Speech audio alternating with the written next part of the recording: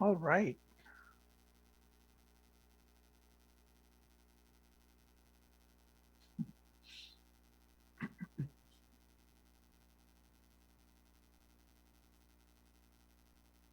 Hey, Sean. Let me see. Share screen. Share. Cool. A couple of people on chat. Yeah, long time no see. Exactly. It feels like we've been gone forever. It is 5 p.m. after all, so we should start the class and check this out. Oh, look at this. Oh my God. Ooh. Thank you, Shamsuddin. Thank you, Sean. It's actually a teapot. A teapot with a handle, and then there's a spout, and there's some steam coming out. And this could be possibly a cookbook, or maybe even a pot of cacao. Could be anything. And some tea leaves. So a little bit of everything. Okay, cool. So we should start. I've got a bunch of things to tell you.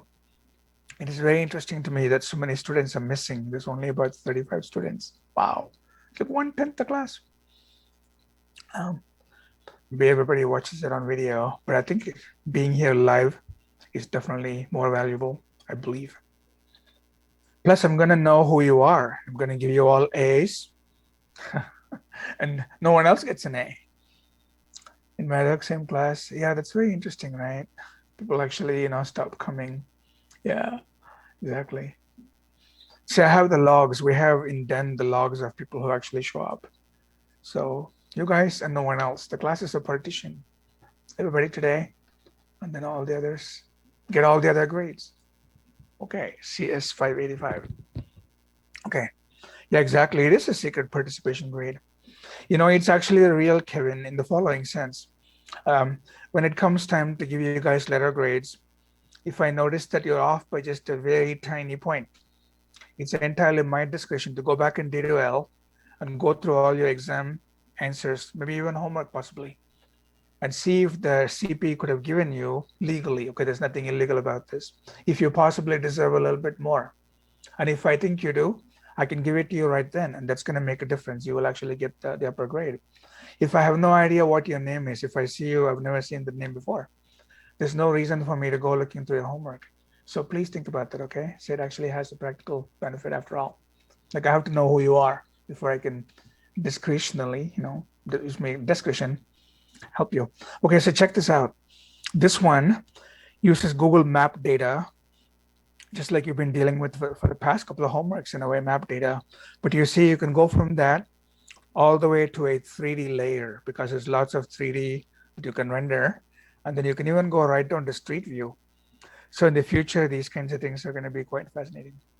Google actually gives away all of this 3D data to any developer that wants to write 3D video games that use real world location data. So you can make your game be in downtown Los Angeles or even the USC campus. You can actually go through buildings, believe it or not. Will we do anything with Tensor carefully? Yes, we will. So the last homework will actually be a Keras homework. On that note, by the way, so what do you think about the homework that just came out? Basically, practically everybody's done. Any comments on MongoDB? Yeah, I think those are the good words to use. Actually, it is short and it's also sweet. Yeah, it is useful, exactly.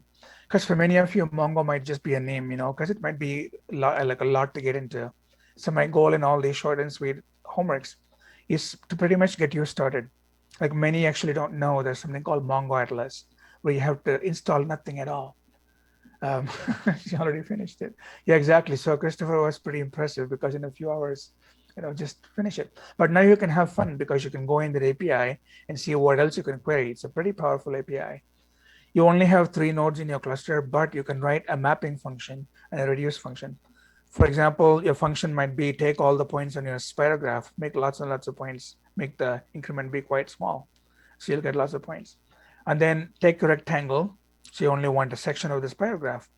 But now search for the rectangle objects in parallel, meaning make a map function that can search through like 3 partitions of your data, all in parallel, and then put them together. So you will still get the same result that you would get from a spirograph, just a section of the spirograph. But if it was fragmented into 3 little pieces, it's going to run 3 times as fast. So you can have fun with the whole query API. It's actually very powerful. And try it all, because you can add any extra characteristics to your data, such as popularity, but you can add a lot more. So that is what I would do if I were you. I would augment this data set with my own, or even just take a random latitude, longitude, a different latitude, longitude, and within those pairs of numbers, generate as many random points as possible and just plot them, and then take a random polygon and then find out what points lie inside. You should just play really, and that's the best way to learn. And then when this comes up in an interview, you'll totally ace it. These are the secret object IDs that they give you, meaning these are the row IDs. So you don't have to worry about any kind of a primary key. They'll give you a pretty cool primary key. Anyway, there's so much in this little homework. And then the best part also is that it instantly deals with geospatial data. So if your data is in a very specific format using location and this little array, then it's willing to put it up on a map for you. And you don't need things like Postgres, you don't need like a relational database. You can do all the things that Postgres does using these GeoJSON queries, okay? So, I mean, there's just so much in here that I can actually tell you. So like the GeoJSON queries, and then you can even do like MongoDB instantly. That's what people do. So I only asked you a tiny bit, but then you can teach yourself a lot more. You can even find the convex hull. You can actually find closest point, take your apartment and find the 4 nearest neighbors. All that is possible right here. So please just do it, okay? Like right here. All right, so those are the query operators, like intersects, within, near, nearest, what I just now told you. Everything is possible, but using no JSON. Sorry, so using NoSQL, that is, I'm sorry, using just simple JSON. So as you can see, instantly it's all JSON over and over. It's one row of data. It is just totally beautiful. They store this in the cloud for Mongo Atlas, but you can actually download Mongo yourself, and then you can have it on your own hard disk. And you can do the exact same homework locally. It all works the same way. Then you can go in your file system and actually see a JSON file where this is all stored as raw JSON. They don't even change it. They simply stored as JSON. So that homework can be like a little window that opens up into much more, okay? That was my point. Because I also teach 571, some of you are in the course as well. There, the homework is like 42 pages long. Or even if we take the images out, it's still 22 pages long. It takes like a month to do it. So I didn't want this homework also to be like that, okay? There's like different goals for that as well as this one. Okay, so the homework I think should go pretty well for most people. Please remind me if I showed this to you last time or not. This uses the same dot notation. See, here's the very simple dot graph notation, right? Like right there, A, B, C, the nodes. And then now you can actually do this cool little animating graph all right here. See, like right there. Did we show this or not?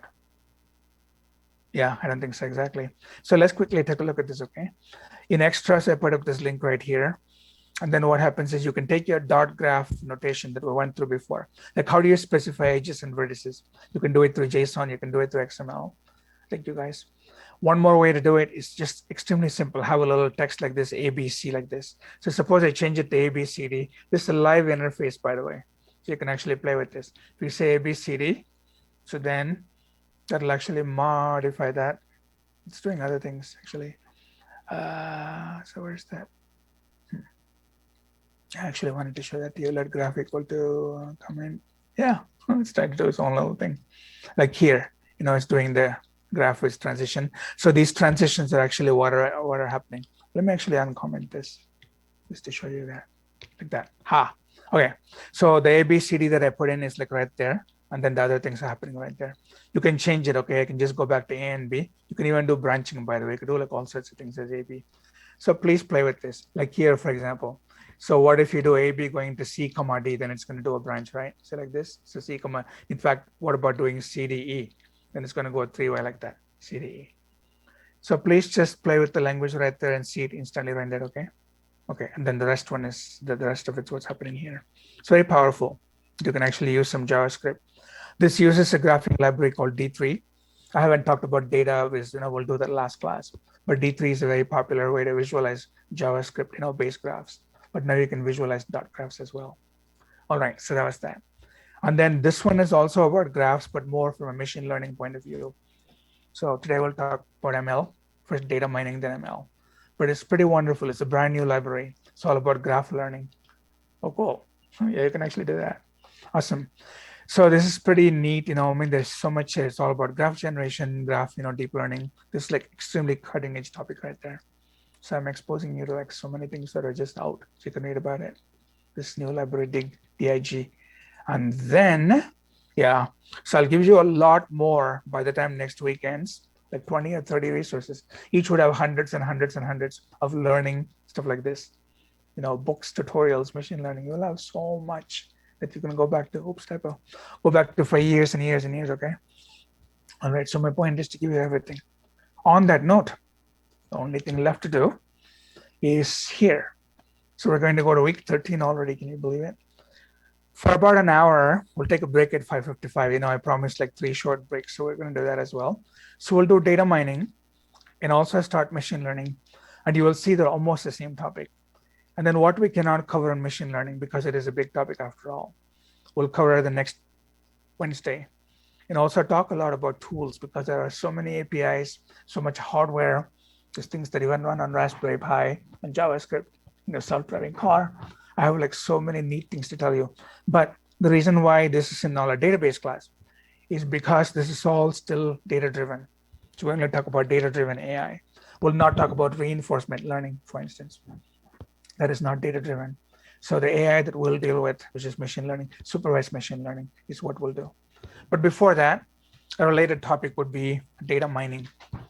And data mining, I reminded you last time, it's a lot like business intelligence, same idea. I already have so many receipts from the past 100 years of my business. So what is all those receipts telling me about where my business is possibly going in the future? And why would I not want to use it? That's what data mining is. All right, so that's what BI was, but now we call it data mining. The idea would be then to take all of the data and squeeze it, extract this thing called a model or a pattern. It could be an equation, could be like some kind of pseudocode. Could even be just a centroid, like an x comma y point in space. Then you can throw the data away. That's all. You're trying to boil the data down to its essence, which is to discover the hidden model or the hidden pattern in it. And machine learning is the exact same thing. All right, so what is the difference? Practically no difference. Yeah, actually it would. This would totally, I get these emails from students so many times that this was such a nice overview that it actually helps them when they go deeper into more serious classes like 567, or even we have a seminar on geometric machine learning.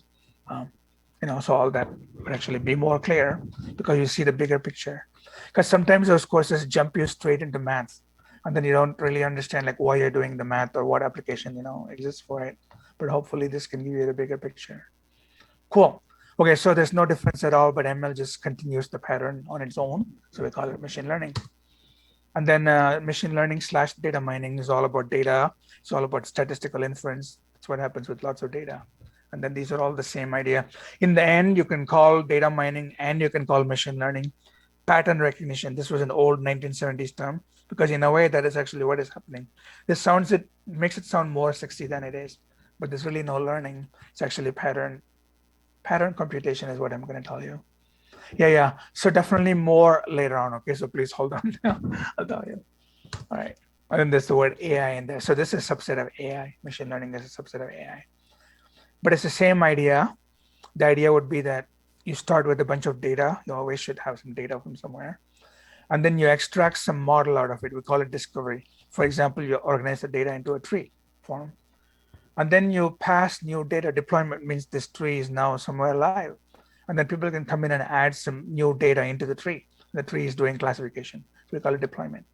And hopefully that'll improve your business. And then you're collecting more data from your improved business. So in a few years, you can repeat the cycle. Maybe the tree is now going to be a new tree, a different tree. And then you keep repeating it. So the cycle never ends, okay? But you have to start with data. Then mining gives you the pattern, and then the pattern you deploy, meaning you make money with it, people use it, and then you get more data.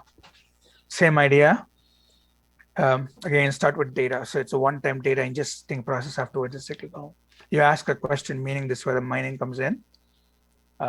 This ask, prepare, explore is all just like data preparation. But the modeling is the main part of it. So you mine the data, and then you implement some policy, you act on it. And then you evaluate how well the model went, and you keep doing this over and over again. Okay, it's the same deal. Data mining can be used in practically any field in the world, including archaeology, including crime, including education, manufacturing, pollution, literally hundreds of fields. So this is mostly business oriented, as you can see, manufacturing oriented, but there's a pattern in all of these. There's a pattern in the way people commit fraud. There's a pattern in marketing campaigns, how responsive people are. There's a pattern in finding out how much resources you need for manufacturing. There's a pattern in the way people buy things. People are, emotional, but still they do very specific things. So the idea is to mine the patterns over and over and over. The world turns out to be filled with patterns, which is why ML is a runaway success because of patterns. And patterns are because things are predictable. People are not that unpredictable. Natural phenomena, absolutely predictable. That's what science is about. And then once you know something can be predicted, you go and try to find a way to predict it. And you have machine learning / data mining. So just ignore all these questions. They're useful. I'm not going to read them. But the idea is same thing, which is you ask a question, how do I do something? Well, I'll find some data and I'll answer it. Okay. So you can predict very specific things. Predict again means take the model and plug new data in. You'll get new results. Prediction. Okay, so I think this is the new part, right? We didn't do this. I think we started talking about it. But this is what I want to spend the rest of the time on, which is data mining ultimately comes down to really simple, cool, basic algorithms. Some are a little bit more mathematical, but nothing is too hard. They're all mostly statistics. And then there could be some linear algebra. Occasionally, because of optimization, there can be a little bit of calculus for some minimum maxima. But that's really all. There's no like topology, there's no number theory, there's no trigonometry, there's no need for all of that. There's some very specific, mostly statistics and probability, these algorithms. And so after we finish this lecture, we'll actually see that you would know of these 10, you would know 9 of them. You would know linear regression, logistic regression, CART, classification, and regression tree. This naive Bayes, so one student asked actually a question on Piazza. I said, let's wait. So this naive Bayes classifier, so all classification algorithms. And then the nearest neighbor, also a classification algorithm. This is called rule mining, so a priori algorithm, like a basket analysis, market purchase or recommendation engines, all that a priori. And then k-means clustering algorithm. And then random forest. This is actually not a new algorithm. This is actually more like a tree, but a bunch of trees, so you call it a forest. And then AdaBoost is also not a new algorithm. You can apply this to a tree. This is not actually a direct machine learning algorithm. This is used like a halfway step for these algorithms. So I won't even call it like an end user application. Like you cannot plug data into PCA, okay? PCA is just like a middle step. So I would take this out from the 10. And these two are also, like I said, part of what's already there. See, in reality, there's only 7 very different algorithms. And you will know what the 7 are. I'm going to tell you. All right. And then they're all like very straightforward. So that's one list of 7 that I showed you. But it turns out that you can classify, you can further subdivide any of those 7, or there's about 100 actually total, which is all the 7 over and over, but variations. You can classify all those about 100 different algorithms into exactly 4 categories. Over and over, a data mining / machine learning algorithm, including neural networks, is either a classifier, or you can use it for clustering data, or you can use it to associate data, or you can use it for data regression. Data classification, data clustering, data association, data regression. That's all it is. So examples are coming up. I'm going to go through like actual algorithms, so you'll actually see like way more than what I'm telling you. But just very briefly, just like a little summary. See, like all of what I'm telling you is all coming up. So definitely it's all here. But just like a one-line summary of all of those is this. Classification means you are just simply naming something. That is all a classifier is. You can walk into Ralph's and then you can go where the fruits are. The fruits don't have to have a name on them. The fruit basket does not have to have a name on them. You see a bunch of grapes in a bag, you're going to know it's grapes. If you see a bunch of oranges, you're going to know it's oranges. If you see bananas, you know what a banana looks like. If you see an apple, a bunch of apples, you know what an apple looks like. That is all labeling is.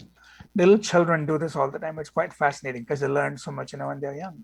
So they point to things and say, doggy, car, or butterfly, paper, book.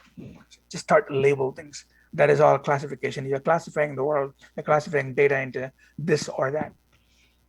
Interestingly, this is pretty much what neural networks do. Interestingly, neural networks pretty much don't do anything beyond it. which means absolutely stupid. So I'm going to tell you something. It's 5:20. I'm very hardcore. I'm almost bipolar. Bipolar is almost two different personalities in the same person. I'm bipolar because on the one hand, I can tell you a lot about machine learning. I can tell you all about this. On the other hand, I'm also going to tell you it is the most horrible fake thing in the entire world. There's no intelligence. There's almost zero intelligence. We shouldn't even be calling it intelligence. So I can give you strong reasons later on why that is. These are my personal opinions, by the way, not on behalf of USC. So neural network is not intelligent by any means, sadly. You just face it, just accept it. Yeah, GP3, that's horribly stupid. It absolutely seems that. Word salad, just like you eat salad with vegetables, stuff, croutons. It's creating word salad. And it creates word salad because it has been given billions of words. So it knows the statistics about how words occur in the world. For example, the word understanding of is possibly followed by the word the, because it's been shown that a few million times. So if you give it understanding of, it'll probably say the. Okay, so much more opinions coming up. But anyway, so neural networks ultimately label things. But you can, use it for other things like GPT. You can just generate data. Clustering is all about grouping. These things over here, they're fruits. Those things over there, they're books. That other pile there is clothing. Clear differences between different groups of data. That's what clustering means. Clustering. Association. I noticed that every time this happens, that also happens. Everybody that watches Star Wars, Netflix, most likely is watching a Mandalorian. Okay? I find like a connection between them. So that is called association. So finding where data naturally seems grouped together. But not like this, a little different kind of grouping, more like relation. This is literally like clustering. Okay. In other words, well, okay. This you can plot in an axis and cluster. Here there's no axis, nothing to plot, but still you can associate. Regression is the most hardcore, most mathematical of all of them, meaning you can literally do like line equations or plane equations or like curvy polynomial parabolic equations. You're just fitting lines or arcs through data. It's called regression. Like basically, coefficient of correlation is almost 1 if you have a straight line going through a whole bunch of data because the data is so closely related to the straight line. So you find the equation of the line. That's the linear regression. That is coupling data. All right, so very strong coupling, just labeling, and then clustering, spatial grouping really. Although space is not physical space, any space. And then no space needed, still grouping. Okay, those are the four. I'm going to give you examples so these all become cemented in your head. You can classify them in a very different way. You can take all of these. And then on the one hand, you can call those algorithms, some of them you can call them supervised.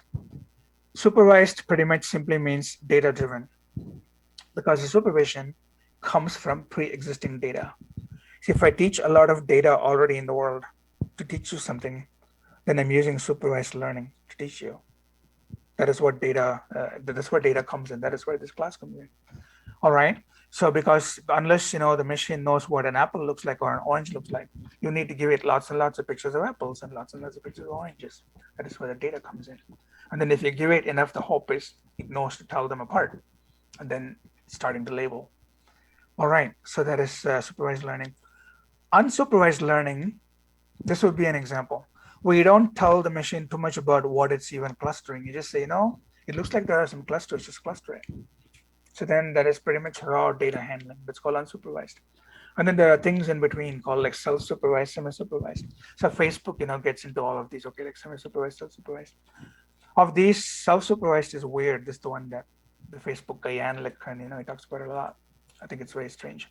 But this here is a lot like supervised, where if you have way too much data, you don't have time to actually teach the machine manually one by one. This is an apple, this is an orange. So you can take a part of it, teach it, and use the machine to go and actually label the rest, and then use all of it to train one more time.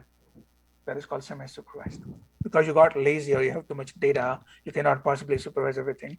So supervise a part of it and use it as a bootstrap to let it classify the rest, and then use the whole data as if it was supervised all the time. In other words, you don't label things manually because you only, you don't have too much time and energy. So do a part of it. So this could work, okay? It's like semi-supervised.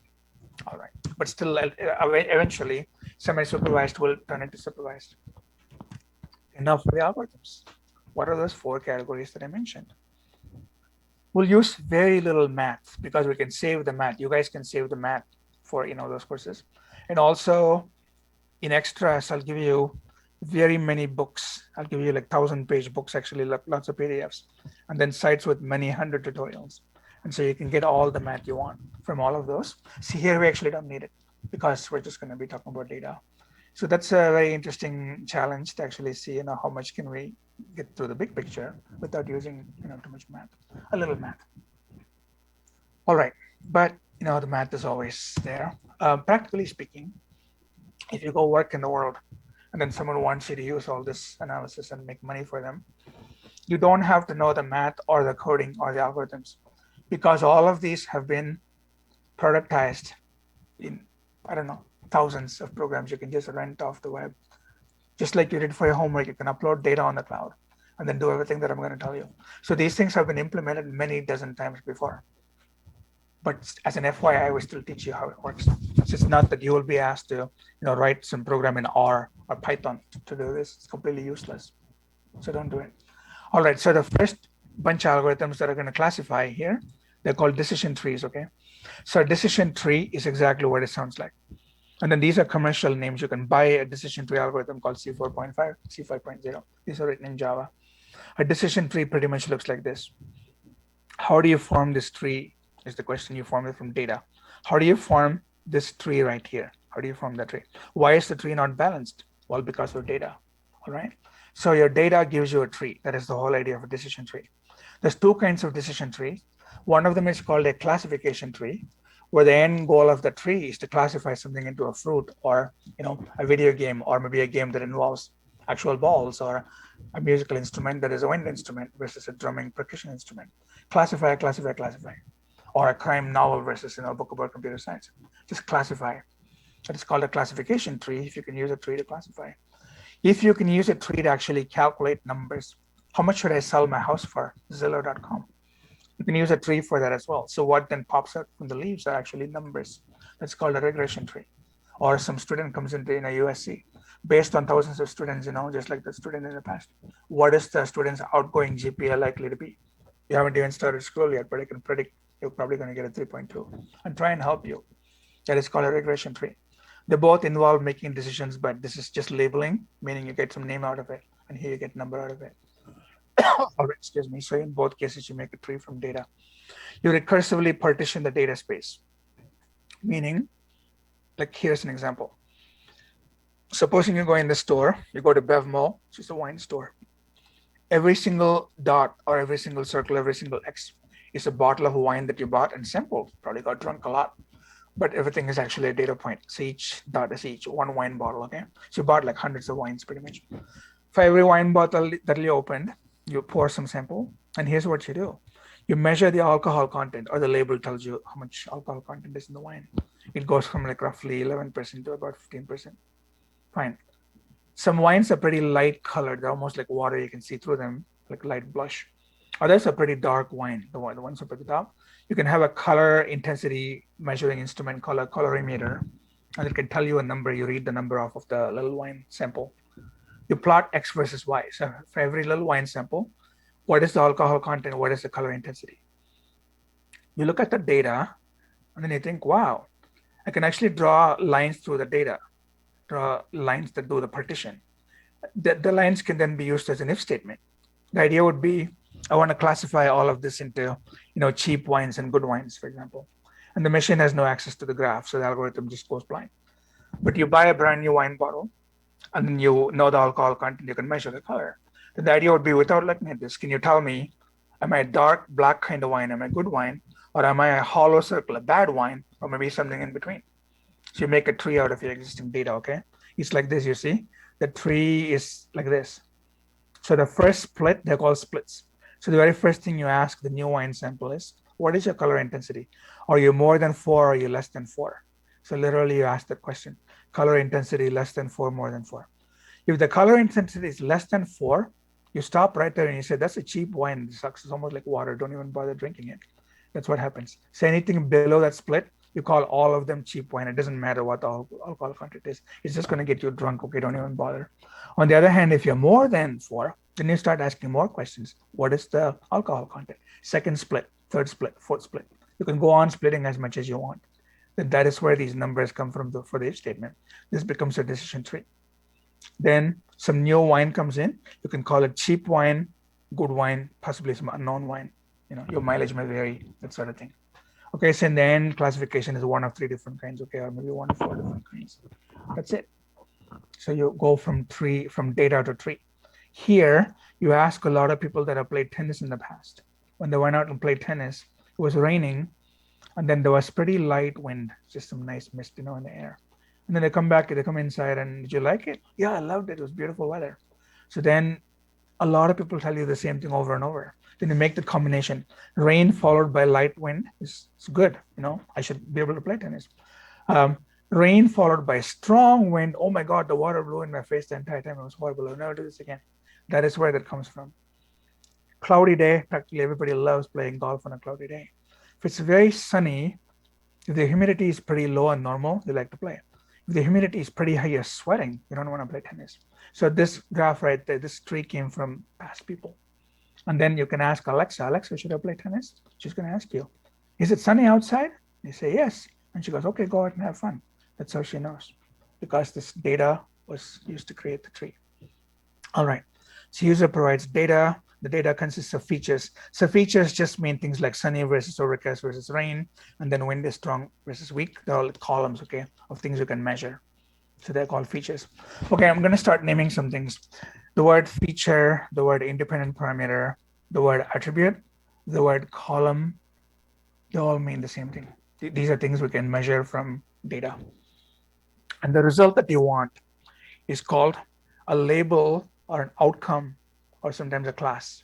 Okay, it's a dependent class. This is what you calculate from all the other data. So then you build a decision tree, and then they're based on conditionals, almost like the if statements, right? All right. So the user then makes use of the tree by plugging in new data. That's all. And then the algorithm knows, so to speak. How does it know? Because you gave it data. It is not smart at all. Okay, fine. Okay, so that's what happens. Easy. And then you can make regression numbers out of it. So now the column names are not meaningful to people, but they're column names. Maybe X13 might mean how many bedrooms you have in the house. This might mean how many bathrooms you have in the house. This might mean, are you close to a park or not? This might mean, what is the crime rate? In other words, a company like Zillow goes to public sales of homes in the US and gets numbers as to how much a house was sold in a certain address. And they know so many things about the home. Like I said, what is the noise level? How good are the schools? Are they close to a hospital? What about freeways? What about shopping? So they can just turn all the data that people have that they use to sell houses and make this cool tree. So then you want to sell your house, it's going to start asking you, so how many bedrooms? What is the square feet? You have 2 floors. What about the schools? And what about how green is the environment? And then it'll give you a number. Your house is probably worth $1.2 million. That's exactly where this tree came from. Again, those numbers are what the data gives you, okay? The data yields all those splits. It's all about the splits.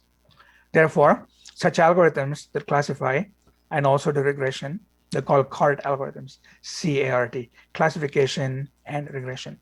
Meaning the same tree does not do classification and regression. But what we mean is the trees in our classification trees and regression trees. There's 2 kinds of trees. So together they're called CART algorithms. So simple, right? That's all. So your past data then gave you those splits, and then you seem smart. Awesome. That was too easy. Decision trees. Just while we go along, and I want to interest you in all this. Let me show you. Because what you want to do is, after this course, get a lot more, like what about a little piece of Python code, that does it. You can just Google it like this, like I do, and just start looking. See, like that, this one is middle-aged student credit rating. This one might be somebody walks into a bank and says, I want loan. And then you ask them, are you a student? And then, are you middle-aged? Are you an older person? If you're an older person, what is your credit rating? If they have a high credit rating, give them a loan. Otherwise, they'll probably not pay you back. So banks do this all the time. Anyway, you can get lots of examples like these, much more than what I'm telling you, but the idea remains the same. Somehow through past data, you build a tree, then you use it to help people. Like, columns of numbers become the tree. And then you can have code that does it automatically. You fill out a form in 1 minute, they give you a card or they reject your application. Just the overcasting that I showed you a little bit different. All right, so then that is that. You can look at it yourself. Support vector machine is also a classification algorithm, but there's always a binary classifier. It doesn't matter if data is in 2 dimensions, 3 dimensions. A 2-dimensional data looks like this, exactly 2D, XY. This is maybe like Republicans, maybe Democrats. This is literally the aisle in Congress, okay? How do you divide somebody into 2 different groups of people? You could have a third dimension, where it's about age of people, in which case our data now is not 2D anymore, it's 3D data. But you still don't know who are the reds and who are, you know who are the reds and who are the blues, I'm sorry. So what is the best possible separation you can make between the reds and the blues? Amazon can have a 4th dimension of data. So 4th, 5th, 6th, they all just mean columns, okay? So the 4th dimension might be how old is the consumer. 5th dimension might be what is the zip code. 6th dimension might be what is the education level. 7th dimension, sadly, might be what is the race, because they can actually guess your race. 8th dimension, are you a Democrat or Republican? As well as they know you. And then 9th dimension might be, do they like to travel based on past experience? Okay, so they have lots and lots and lots of data about you. In the end, they're trying to classify every single one of the 100 million consumers in Amazon into bad customers, meaning they hardly buy from us, or excellent, amazing customers. We need to send more coupons. A binary partition, okay? So in 2D, it's pretty easy to illustrate.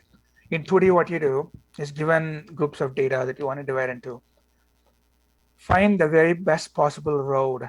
By road, I literally mean road you can drive on. Separate the two with a wide road, as wide as possible. If I draw a different black line, the width between them, the width is yellow colored strip, will not be as wide as possible. This is the widest line you can draw. Why do you want the line to be wide? Because the chances of misclassifying a future data would be low. You want to be very sure that if a new future data shows up here, you want to be sure that that new person is going to be like this, not like that. So make this line as wide as possible. That's all it is. So support vector machine. It's a pretty complex, high-sounding name, right? But it means nothing actually. Support vectors are this point and this point. This point, this point, this point. Those, yeah, what? Those are not support vectors. What is called a support vector is, by definition, the few data points on either side that are holding up this width, so to speak. If I change this red and make it go here, I need to redraw the line because now it's no longer that old road. So a few of them are more critical, okay? So the more critical data points that lie on either side as close as possible to our actual broad street would be called support vectors. So the whole idea is then to maximize, like what the support vectors are. This line, this black line, is called a hyperplane because in general in 2D, a hyperplane is just simply a line. In 3D, it's going to be a sheet of paper, like, maybe like a large sheet of asbestos that it can pass through the room in 3D and divide these people from those people. I literally separate them into two. In 4, 5, 6 dimensions, you will still have a plane, but now we call it a hyperplane. But same idea, okay? You cannot see it anymore, but then it just maximizes the separation, okay? In some multidimensional space. And why do it? Because you want to minimize any misclassification. There's no time or anything, okay? So this dimension just means columns. All right. So support vectors are equidistant, meaning, they are the ones closest to our actual hyperplane. They don't have to be equal in number. Here you can have only two. Here you can have 2 support vectors, and here you can only have one of them. They don't have to be even on both sides. It's okay. And then, yes, what if there's a single point on either side? Okay. So say you have all this data, and you already know that green data. So you have all this data, you already know the brown data. If you visually look at it, you think, wow, here's a support, here's a support. Others are not supports, they're not close to each other. Then you think, how would I draw this black line? This is a very specific algorithm. It's that. Simply connect them with a straight line. There's only one, so you can just join them. And then take the midpoint, do a 90-degree angle, perpendicular bisector. That would be the support. That'll be the SVM line, actually, maximum separation. So if you have only one data point, you can do that. Otherwise, you need to do a little bit more statistical analysis on both sides, but still come up with, hopefully, that exact same line. That is the algorithm that I'm not getting into, okay? We call this the margin maximization, okay? You want to maximize the margin that is on either side of the black line. It's not just about the black line. It's about how wide the green and brown can be. Any other line will not give you as much width. So therefore, it's the wrong answer. It's not about the slope. It is just about those hyperplane maximization, the margin maximization. Okay, how do you know if something is a support? Because if you move it, you would find yourself having to redraw the hyperplane. All right, so non-support, you can move a little bit and then nothing bad would happen. Yeah, sure. We'll get to that. Okay, there could be cases when the separation might not be so ideal. In fact, I'll ask you one question and I'll make a comment. So I guess long story short, DLPR. No, sorry. Long story short is this. What am I saying? You need to, if the data becomes completely mixed together, you will always be able to use a neural network. Is the bottom line. See, if any other algorithm fails in everything that I'm ever showing you, neural networks can pretty much replace all of these. And neural networks themselves are a classification. So that is the simple answer, okay? We can always find a way using enough neurons to be able to classify the most complex mixture. That is called the decision boundary. The decision boundary is this line that is doing the separation. If the reds and blues start to intermingle, say there's some red over here, there's a blue over here. It's not a very simple decision boundary anymore. You need to very carefully separate them. The decision boundary is now curved, but you can still do it, meaning a neural network can still do it. Given enough neurons, you can separate any red from any blue in the world. That is why they're so powerful. But for simple cases, just use something simple like SVM. All right, so I heart vector machines, so I support vector machines. You have a little t-shirt. This is super cool. It's a little bit sober as well. I'm going to play a few minutes, okay? We need to pay homage to Patrick Winston. His book in AI is called Winston and Horn. It's an amazing classic AI textbook. I read it many years ago. That's him. I'm going to have him play for a little bit. So this is lecturing to MIT students, okay? Is the first in several elements that we're going to have to line up to understand what this idea called support vector machines. So that's the decision rule. And the trouble is we don't know what constant to use, and we don't know which W to use either. We know that W has to be perpendicular to the median line of the street. Okay. I'm actually going over a little bit older, okay? I want to show you how he sets it up, okay? And then we can move on. I won't play like all of it, obviously. It's very cool because it starts from scratch and then derives the equations, actually computes it. Techniques that we can use to draw some decision boundaries. And here's the same problem. And if we drew decision boundaries in here. So what he's doing is the exact same thing. He's trying to say, why would you know that that's the maximal line between pluses and minuses, okay? In fact, it's actually interesting how he starts. I'm going to do it. But now we're coming full circle back to the beginning and thinking about how to divide up a space with decision boundaries. But whereas you do it with a neural net or a nearest neighbors or a ID tree, those are very simple ideas that work very often. Today we're going to talk about. So Professor Winston unfortunately unexpectedly passed away in July 2019. So this needs to be in the. Oh, it froze. Is it okay now? Okay. This is about support vector machines. Yeah, so these lectures are now legendary, okay, they're forever. Well, I want to talk to you today about how ideas develop, actually. Because you look at stuff like this in the book and you think, well, Vladimir Vapnik just figured this out one Saturday afternoon when the weather was too bad to go outside. That's not how it happens. It happens very differently. So Vapnik is a pioneer in machine learning, okay? The nice thing about things that were great things that were done by. I'll play till about 2.5 minutes. Ask him how they did it. You can't do that with Fourier. He's a legendary lecturer, professor. So please read his books, watch his lectures. It's amazing. But you can call Vapnik on the phone and ask questions. Ha. That's the stuff I want to talk about. So Vapnik's textbook on data mining is actually a classic. Boundaries. And now we have several techniques that we can use to draw some decision boundaries. And here's the same problem. Okay. And if we drew decision boundaries in here, we might get something that would look like maybe this. If we were doing a nearest neighbor approach, and if we're doing ID trees. These look like our lecture halls, right? For example, SGM. Neural nets, I completely miss being able to write with chalk. I look forward to doing this in the fall. Exactly, me too. I'm saying the same thing. I agree with you. Or if you just simply go in there and design it, so you could do that if you want. Okay, this is very cool. Neural network can actually do that, if it's more complicated. complicated. Think that after people have been working on this sort of stuff for. Okay. So after a while, right, he starts to actually, he's got the thing right there, this Measure maximum whether or not separation. that number is equal to or greater than some time. Y is going to determine Yes, by which exactly. the I've positive watched sample that. or It's negative beautiful. It's exactly, it's sample. The beautiful. positive sample is going to be +1. Good. This I'm glad Holin shared that. Okay. So you see the math overall is just ultimately very simple, okay? So it's like nothing complicated, but you can drive this all. Anyway, so in today's world, what happens is you pass it some data, you already labeled it into plus and minus, blue and red, and then you instantly get the hyperplane separation, and then you can start using it. Anything else that might be okay. So if you have about 50 minutes, someday, please watch it. It's a pleasure.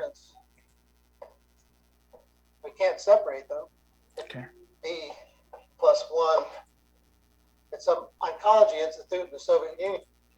Talked about Soviet Union right there. That's what's nice about people like him. I give you so much history. But he thinks that they're not very good. So he bets a colleague a good dinner. His stories are legendary. Okay, so extremely cool. Winston and Horn again. If you didn't know, okay, for somebody that does not know, I'll just do it. Winston, not Winston Churchill. Winston and Horn. AI. I'm trying to type with my drawing pad on, so it's a little bit hard. Okay, so the Lisp book. I mean, these are great books. Okay, like right there, AI Lisp. Beautiful. I used to implement some algorithms here called C curves and dragon curves. They're fractal algorithms. Okay, way back in C. Look at fractals. All right, so that algorithm, ultimately, that's all there is to it. You want to do a binary classification with the maximum separation. Moving on. One of the things that Professor Winston mentioned is this notion of nearest neighbors. So a very easy way to actually classify some new piece of data, meaning to become intelligent, is just simply do this. These things you already know. Imagine you're given this data. Someone already told you, these are the green people, these are the blue people, these are the red people. For example, Amazon knows. These are the people that, earn very little frequent flyer miles, some airline knows. And then you ask people how much video games do you like to play? So these people did not play a lot of video games. They also don't travel a lot. You call them green people. And then you also call somebody blue people. You call somebody red people. So then some new person comes along. And then, the idea would be that if the new person, meaning they come and join your airlines, then you know how many frequent flyer miles they've had and, how much video games they like to play. Then you can call them a red or a blue or green. And the reason why you want to call them red, blue, green is by just from experience, know that if you give these people certain types of coupons versus these people other types of coupons, they tend to use them very well. Like maybe these people fly a lot, so they use expensive coupons. You give these people expensive coupons, they throw it away. So you want to give them cheap coupons. So the idea would be a new customer comes in, what kind of coupon do you want to give them? Meaning, how do you want to classify them? It's just a very simple question. And then there's a lazy answer would be for nearest neighbors is I take the new data point and plop it wherever the heck the data point is. And then I ask all the data from the new point's point of view, who are your n nearest neighbors? Just like the apartment, thing that you did for your homework 3. So give me your n nearest neighbors. Hopefully n is an odd number because you can do a voting on it. And then you ask those nearest neighbors, what color are you? Suppose a data point shows up here. And you say, give me 3 nearest neighbors. Okay, that's 1 nearest neighbor, 2nd nearest neighbor, 3rd nearest neighbor. Of the 3 nearest neighbors, only 1 was blue, 2 was red. So I'm going to decide red wins. So I'm going to make this new point be red. It's that simple. If the new point ends up here, I ask for 3 nearest neighbors. They're all red. There's no question it is red. Likewise here, likewise here. It's only in the boundaries when you want to be not very sure. So I ask n number of odd number of nearest neighbors and simply do a voting, meaning take the majority and make the new point be that. It's called a lazy learner because it doesn't learn anything at all, okay? So it just simply takes the k nearest neighbors and just classifies it. It's one of the simplest algorithms in the world. But it appears to work, right? Why not? No, that's all it is. So once again, the same problem that Garima pointed out, which is if the separations are not that clear, already starting to get a little weird here. If you mix them up way more, then maybe a simple algorithm like this will give you wrong answers, okay? You can use this in the real world. Loan default. Default means run away and not paid back. It's not a good thing. So many banks, when they give you a loan, the big thing to worry about is, are you going to default on it? Are you going to walk away, declare bankruptcy? The bank does not get the money back. So then maybe they can do a nearest neighbor with 3 neighbors. So you have past data. That's what the reds and blues are. You have people that walked into your bank and asked you for loans, okay? So there's how much loan money they got, and these are the people that asked for loans. They range from a 20-year-old who started like a coffee business to somebody who's older, started like a travel business. There's so much money each person wanted. Except years went by, and you know what happened with all these loans. The red loans never got paid back. This person who's 60 years old that got this $100,000 loan didn't pay it back. So that's a bad bet. That means the bank has learned that if another person walks in, they're 59 years old, they want $120,000. You want to tell them to go home. Sadly, this person screwed it up for everybody else. It's all like stereotype, right? That's the idea. So likewise, these are good loans. Somebody in the middle ages, a young person wants like a pretty cheap loan. They'll probably pay it back. They want to succeed in their business. And in between is in between. So here you come in, this is you. You say, should we give this person a loan or not? This is a slightly bad example is doing even numbers, right? So imagine, you can go and erase this, okay? Just erase it. It's not there. Find the 3 nearest neighbors, which is what this is. 2 are blue, 1 is red. Give that person the loan. Wish them good luck. And wish yourself good luck. Hopefully you're just like them, okay? That's the idea. Just simply decide based on past data. That's all. K nearest neighbors because K can be set. So if K is 1, then that's pretty much what this is like, the single nearest neighbor. So give me 1 neighbor. But the reason why you don't go with 1 is because, again, you want to spread your bet, meaning 1 might be completely misleading. Like what does a 1 mean here? Could be blue or red. So maybe you should do more than 1. But you could do 1 if you want. That's the easiest, okay? It's called the nearest neighbor. Like from your spatial data to your apartment, what is the closest point on the USC campus? Do K equal to 1. Usually we do K equal to 3 or 5.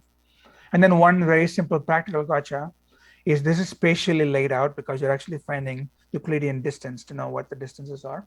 The square root of, x0 minus x1 squared plus y0 minus y1 squared. But to do that distance calculation, meaning this is x0, y0, x1, y1. So the distance right there is square root of x0 minus x1 squared plus y0 minus y1 squared. You want to normalize the axis so that this does not go from 0 to 70, versus this goes from 0 to 250,000. So that means this is heavily compressed in this area, right? Meaning that small length is now standing for 250,000 units, whereas this length approximately the same is standing only for 70 units. So what you want to do is divide all these numbers by the largest value, normalize it so that age is now a normalized age that goes from 0 through 1, and then normalize all the loan amounts by 250,000 divided by 250,000.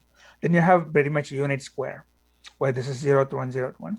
It will then change how these data points are laid out. It'll compress them more, then find the distance. And that's a better estimate because one axis is not much bigger range than the other. That's a pretty simple thing, okay? You want to normalize. Okay, that's easy. Lazy learner, I told you all of this, easy to implement. It's one of the easiest to implement in the world. Way to be smart. Just show a past example that is much like it, then you appear to be smart. Wow, so easy. A little bit more naive Bayes algorithm. So here it's probability based. So we're going to do a classification. Again, I'll just give you the bottom line. The bottom line would be you have some data that are reds, some data that are greens or like light blue, some greenish blue thing. Some new piece of data came in like right here, white. You want to know, are you red or are you green? So how would you do it? The answer would be, you can easily do this based on nearest neighbors right now. If you do that, then maybe the nearest neighbors are, in fact, this is slightly far away compared to all this. So if you ask for 3 nearest neighbors, there's no doubt that it is red. But maybe we could do something else and end up with actually it being a green. So what would you do, okay? You can look at probability. The idea would be that it's supervised because you've got past data. You have to label them as reds and green and blues. Okay, so given a datum with so many features, feature means columns. Again, now you have a datum with 2 columns, an X value and a Y value. In general, this can be multidimensional, 100-dimensional. And then your point will also have 100 dimensions. Then you cannot see this anymore. Then what is the new point? Is it A or B? You're going to classify. And also, it doesn't have to be A or B. You can classify them into A, B, C, D. You can have many of these cluster colors. It's not a binary classification. Just based on experience. That's a good question. You have to play with certain values, meaning you have to basically take some data for which you know the answer, some like test data, and then find the ideal circle for which you get high accuracy. You don't want the circle to be too small or too large. You got to get that from like past data also. Good question. Then you make a strong assumption. So the assumption would be that each of these columns, like this column and that column, they're completely independent when you measure them. For example, if you look at a fruit, a standard fruit, a fruit can have a certain size, it fits in your hand, or it's too big to fit in your hand. That piece of data is entirely different from How does this fruit smell from the outside? It has no smell at all, or it has great smell. So the smell dimension is entirely different from the size dimension, okay? So in the world, there are many pieces of data that you measure where those columns are not correlated like that, meaning there's no connection between them. But on the other hand, there are some other columns, such as soil moisture, like in a piece of land, and maybe the humidity that you measure in the weather. Those two things are related. So then you cannot use the naive Bayes further, okay? So naive Bayes, you do assume that all the columns are independent. We call them classic conditional independence. You can start to Google all of these. So it means each column is entirely separately measurable from all the other columns. That's what it is, okay? So you can read like much more about all this. All right. So you gotta assume that, which is fine. For example, if you want to know if something is an apple, it is enough if it is red and then round and about 4 inches, because color, shape, and size are completely separate from each other. Okay, they're not like mixed up, they're not correlated.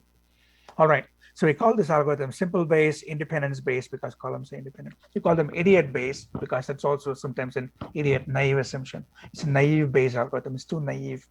Naive means simplistic, maybe in the real world it's not true. Okay, this is what you do.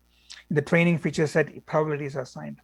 So the idea would be that you have a probability that you already know, for like what is red, what is the green. I'm going to walk through this in a minute. But then you then use it to find like a new probability called a posterior after the fact probability. So then the posterior probability is what is used to classify. Therefore, this algorithm is also called the MAP algorithm, which is maximum a posteriori. Priori means already exists. Posteriori means after the fact. Meaning, if you only look at this circle, you think that this might be red. But then I might tell you, hey, but did you also know that there's a lot more greens than there's reds? Do you still want to call this a red? Oh, can I please change my mind? That's exactly what it is.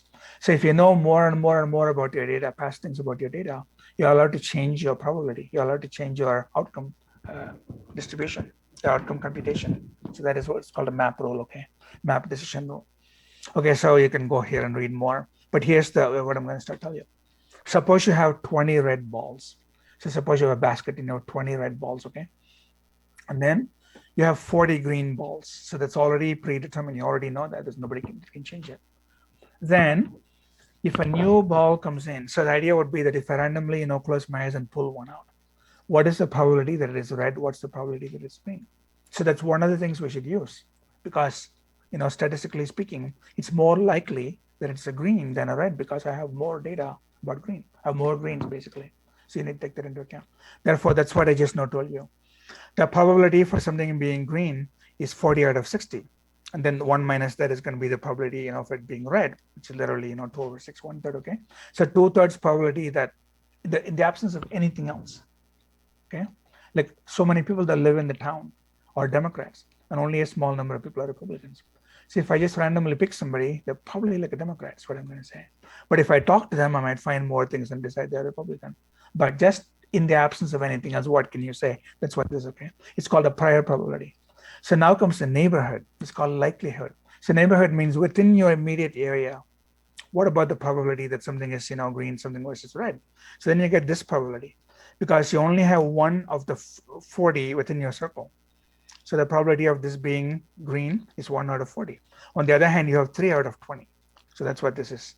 So now you multiply those probabilities together. Very cool. So the posterior probability would be the prior probability, which is this, times modified by the likelihood. That is the likelihood.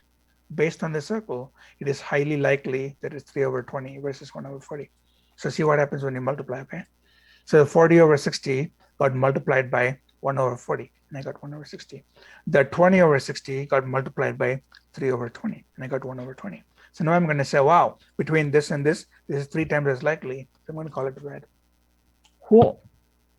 I could have easily called it red just based on nearest neighbors, okay? But you got a chance to take the past also into account. So it probably made your choice like a better, stronger choice. That's really all. Okay. Again, just in the interest of time, I'm going to move on, but that's all there is. Okay. There's not much to say. So you simply take the largest of the posterior probabilities. So it's called the maximum a posteriori probability. But remember, more than just 2, you can have 3, 4, 5, but still the same idea. Take the largest, posterior probability. So I promised you guys we'll take a little break. Okay.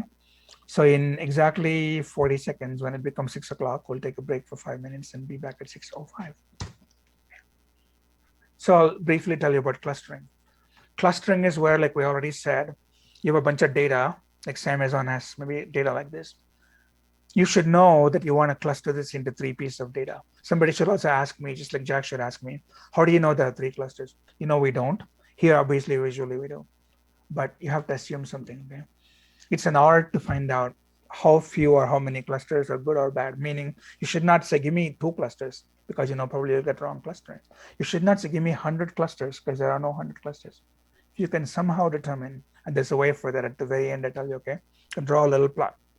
And then it's about accuracy. At what point do you lose accuracy? You don't need more clusters anymore. Then you pick like the largest cluster that you can find. Okay, 6 o'clock. So we should just take a little break and walk around, get some water, and come back in 5 minutes, okay? Be back at 6:05. All right, you guys.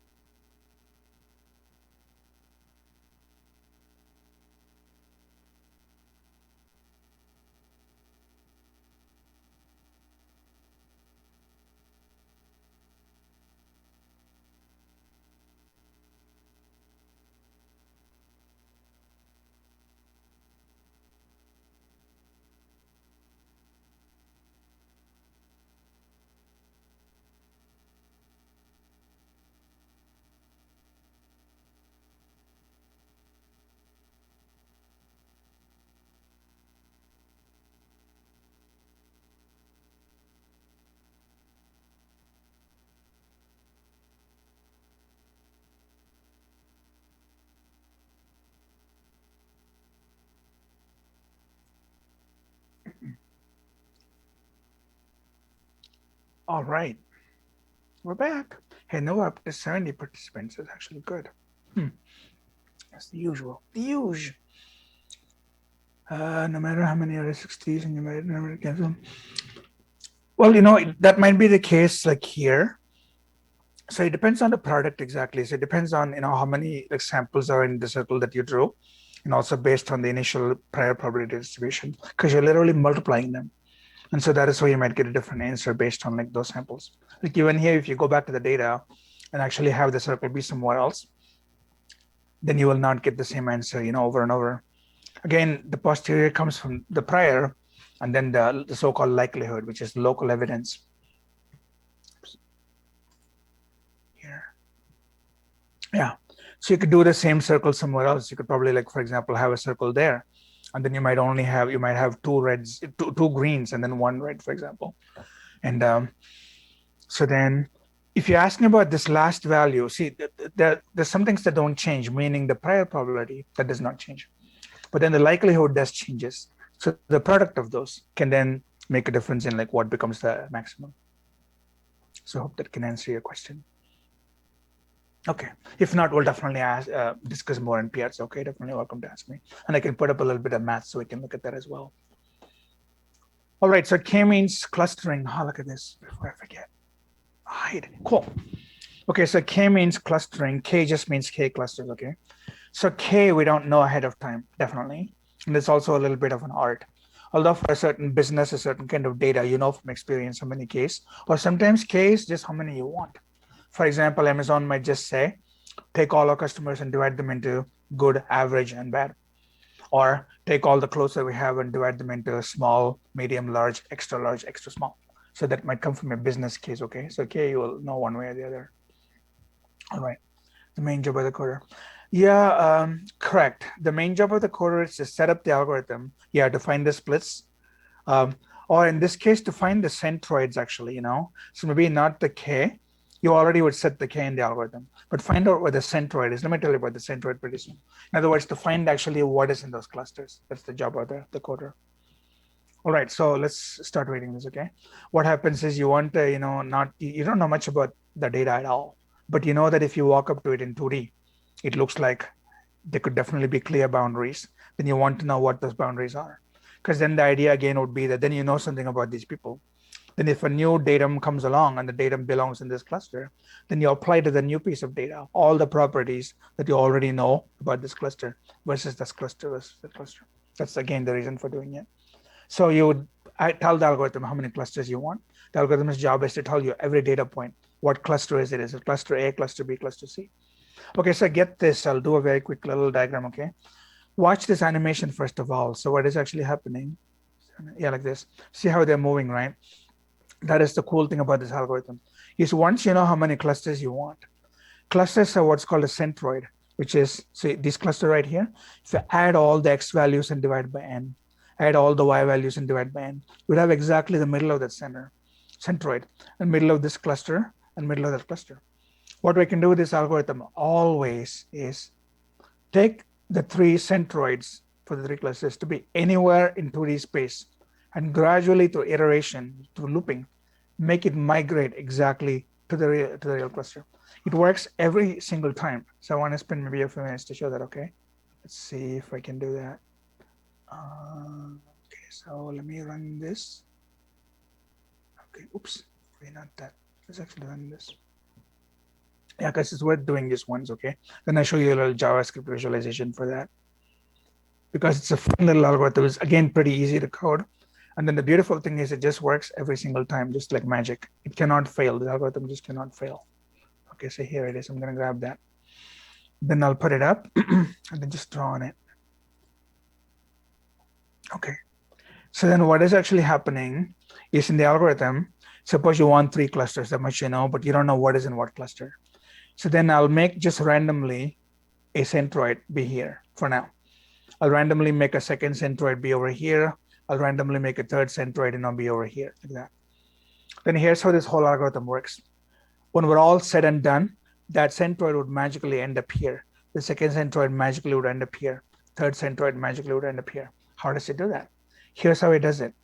You iterate many times. Every single time You take every piece of data. These data will not move, okay, because these are past data.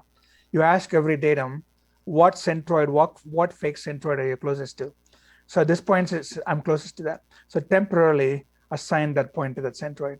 This another example. That point says, I'm close to this more than the other two. Okay, then you go with that. And this point says, I'm close to this more than that. So then this point is going to go over here. And this point, I'll do one more. Okay, they appear to be almost equidistant, but I'm going to give it to that one. And then this point definitely is close to this one. And this point is close to this one, obviously, you can see. So after a while, what will happen is every single one of these centroids will grab a partition. So all the points either belong to A, we'll call it A, or B, or C. But that is not obviously the final answer. So then what you do is you take all the points that were assigned to you, like say C was assigned these 3 points, and find the centroid of those points that are all now temporarily belonging to C. So find the centroid, meaning add this x plus that x plus that x and divide by 3, add this y plus that y plus that y divided by 3. Suppose the centroid was like over here, because it's a triangle, right? Like a little triangle. So the triangle centroid, just to use fake only 3 points. Say that is the centroid. You want to migrate the centroid towards that because that's what the points are telling you. Likewise, supposing the points that belong to B all actually have a centroid like, over here, then you want B to actually migrate to like over here, like over here. And likewise, suppose A is centroid, all the points that A got temporarily have a value here, then you want A to move here. But now what you do is you move this slightly, like 1/100th of the distance, just find some number, find a tiny little move. Then tiny, the same 100th, to move it towards like where the centroid needs to be, and then move this point towards where the centroid needs to be.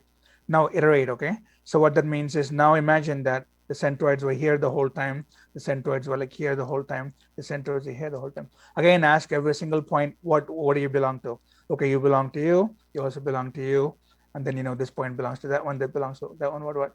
So then the centroid would move one more time, because now a new set of points come and go. So what happens is point memberships come and go as the centroids start to move.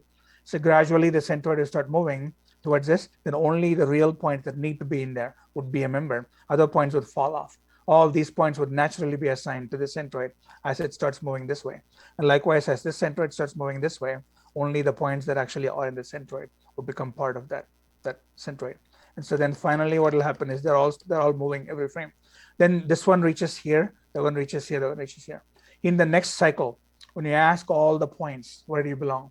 They already belong to their own centroid. There's no change anymore. At that point, you stop iterating. So this will settle. Therefore, migrate, slow down, settle. After that, there's no need to migrate anymore because you already are in the best spot, okay? So that is the algorithm. You can trivially code this because it always works. Easy. Okay, so that's what this animation is trying to show you. I'll show you a few more and then we'll actually move on. Wait, how did this come back? Okay, crazy. Oh, I see the escape key. Okay. Yep. Okay, got it. There's a jar file for this. Okay, so I'm going to show it to you. So you can download this jar file very easily, like right here, and then just click on it and you can play with it yourself. Okay, like right there, that little jar file. Okay, k-means.jar. This is called k-means clustering because you're finding k-mean, mean means centroid, and k is the number of clusters you want. So finding k centroids, and k is determined by you. Like here, this one sprays points, okay?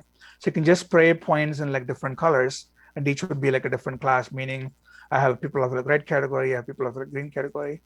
And then you can just go in here and then just say, where's that learn? Oh, random centroid. Oh, you got to place centroids. So initially you got to place how many clusters you want, okay? Imagine you're asking for like 3 clusters. Oh, because there are 3 colors. Okay, so I gave us a random location for all of them. As soon as I say learn, it finds exactly the points close to it, okay? It's like a weird thing, okay? This is not a very good example, by the way, because, those things need to actually migrate. See, like right there? So once they migrate, I already took all those steps, like right there. That's the initial point. So they'll keep on migrating until there's no more switches, until the red gets exactly the points that it wants, the brown gets the points that it wants. Like that, you can rewind and do it again, like here. Yeah. So because, I randomly click somewhere, right? So therefore the centroids would move. When the centroids would move, some of them that formerly used to be brown would now actually be purple, and so on. So they'll do some swaps. But after a while, there's nothing to swap because everybody's already in the right location. So you can play with this much better than what I did. Okay, just play with like all this. Okay. Yeah. No, the K is determined by business rules. Okay, K can be anything really, and so K should not be too high or low. And I'll tell you like an ideal way to find K pretty soon. K is just based on how many you want. Like I said, Amazon might want just 3 kinds of customers or 5 kinds of customers. As long as you're willing to have splits there, as long as the data is not entirely fully mixed together, this algorithm will work. Okay, so this what I just now told you is here, right? Start with n locations, meaning k locations, and then assign each input point, which is our data that does not move, to the currently closest centroid, because centroids keep moving. And then find new centroids based on data. And because centroids move, new data come and go. So point memberships would change, but eventually the point membership would actually stop changing. So the same thing that I've said to you in many different ways. But in 2D, it's very easy to see, but Amazon would do this in 120 dimensions. Wow. But same idea. Eventually, every one of us would be a good customer, bad customer, average customer. Okay, now I'll show you JavaScript. Okay. So it's much easier to show you as if there's like little trails that the points leave behind. So all based on distance, okay? With all Euclidean distance. Okay, then I'm trying to minimize those for every single centroid, you know? So like centroid minus actual data point. Cool. And then we can do that. This is all done in JavaScript. So I'll show you like how this all works here. So I stole it and actually put it up on our site. Whoa. Okay, so I'm gonna hit play, which is you can easily do this by typing any key. You get random points, okay?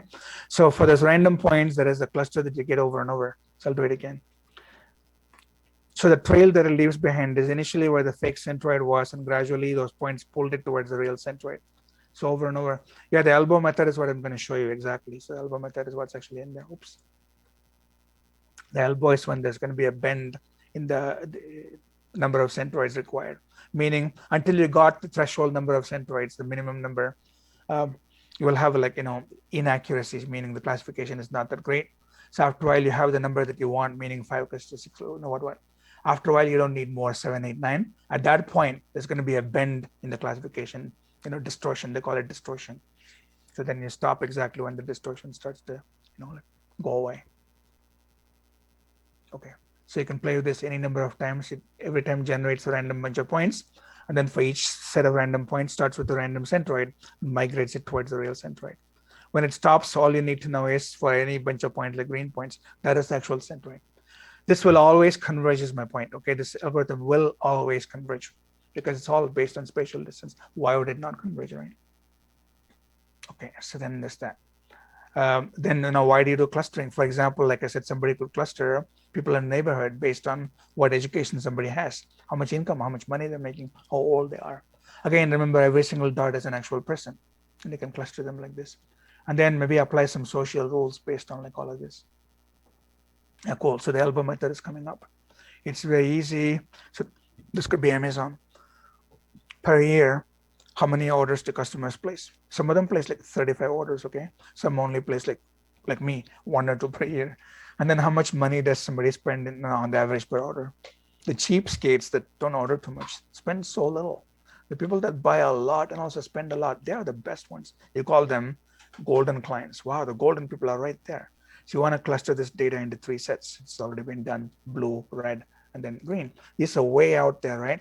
And you want to spend so much attention on them and make like so much money off of them. That's the idea. Okay, how many clusters are ideal? The so-called elbow method. So the elbow method is all about measuring this version called distortion. So you can read this and I won't read it. But then clustering algorithms, what do? K means clustering, and then clustering, call this, again, find the centroids and then just do the iteration. Just keep on iterating. And like the step by step. Okay, so those are the clusters you want to form, the light blue and the dark blue. But initially the centroids are fake. The centroids will start to migrate, and after a while you will get the real centroids. Like that. Okay, keep on doing that. Just keep doing that. And after a while, one centroid would go here, second one would go here. Then you can stop. Those are your clusters you want. Okay, so then here's one more, and then keep going, keep going. Another example. This again based on like what people would use it for. You can use it to cluster things like crimes that occur, and then use social policies for how you want to treat people based on like what different clusters they are. Meaning, if some people are light drug users, then maybe some seminar on not to do drugs might be okay for them. Maybe others are like more hardcore that actually need to be taken to an addiction center and then detoxed, So it's all based on clustering. And then the mathematical formulation is pretty simple. It's always minimizing, those distortions with the centroid. Okay, that distortion, that centroid minimization is like this. If you initially have few clusters, then that's not good enough, right? And then after a while, that objective function, the distortion, will actually start to taper away.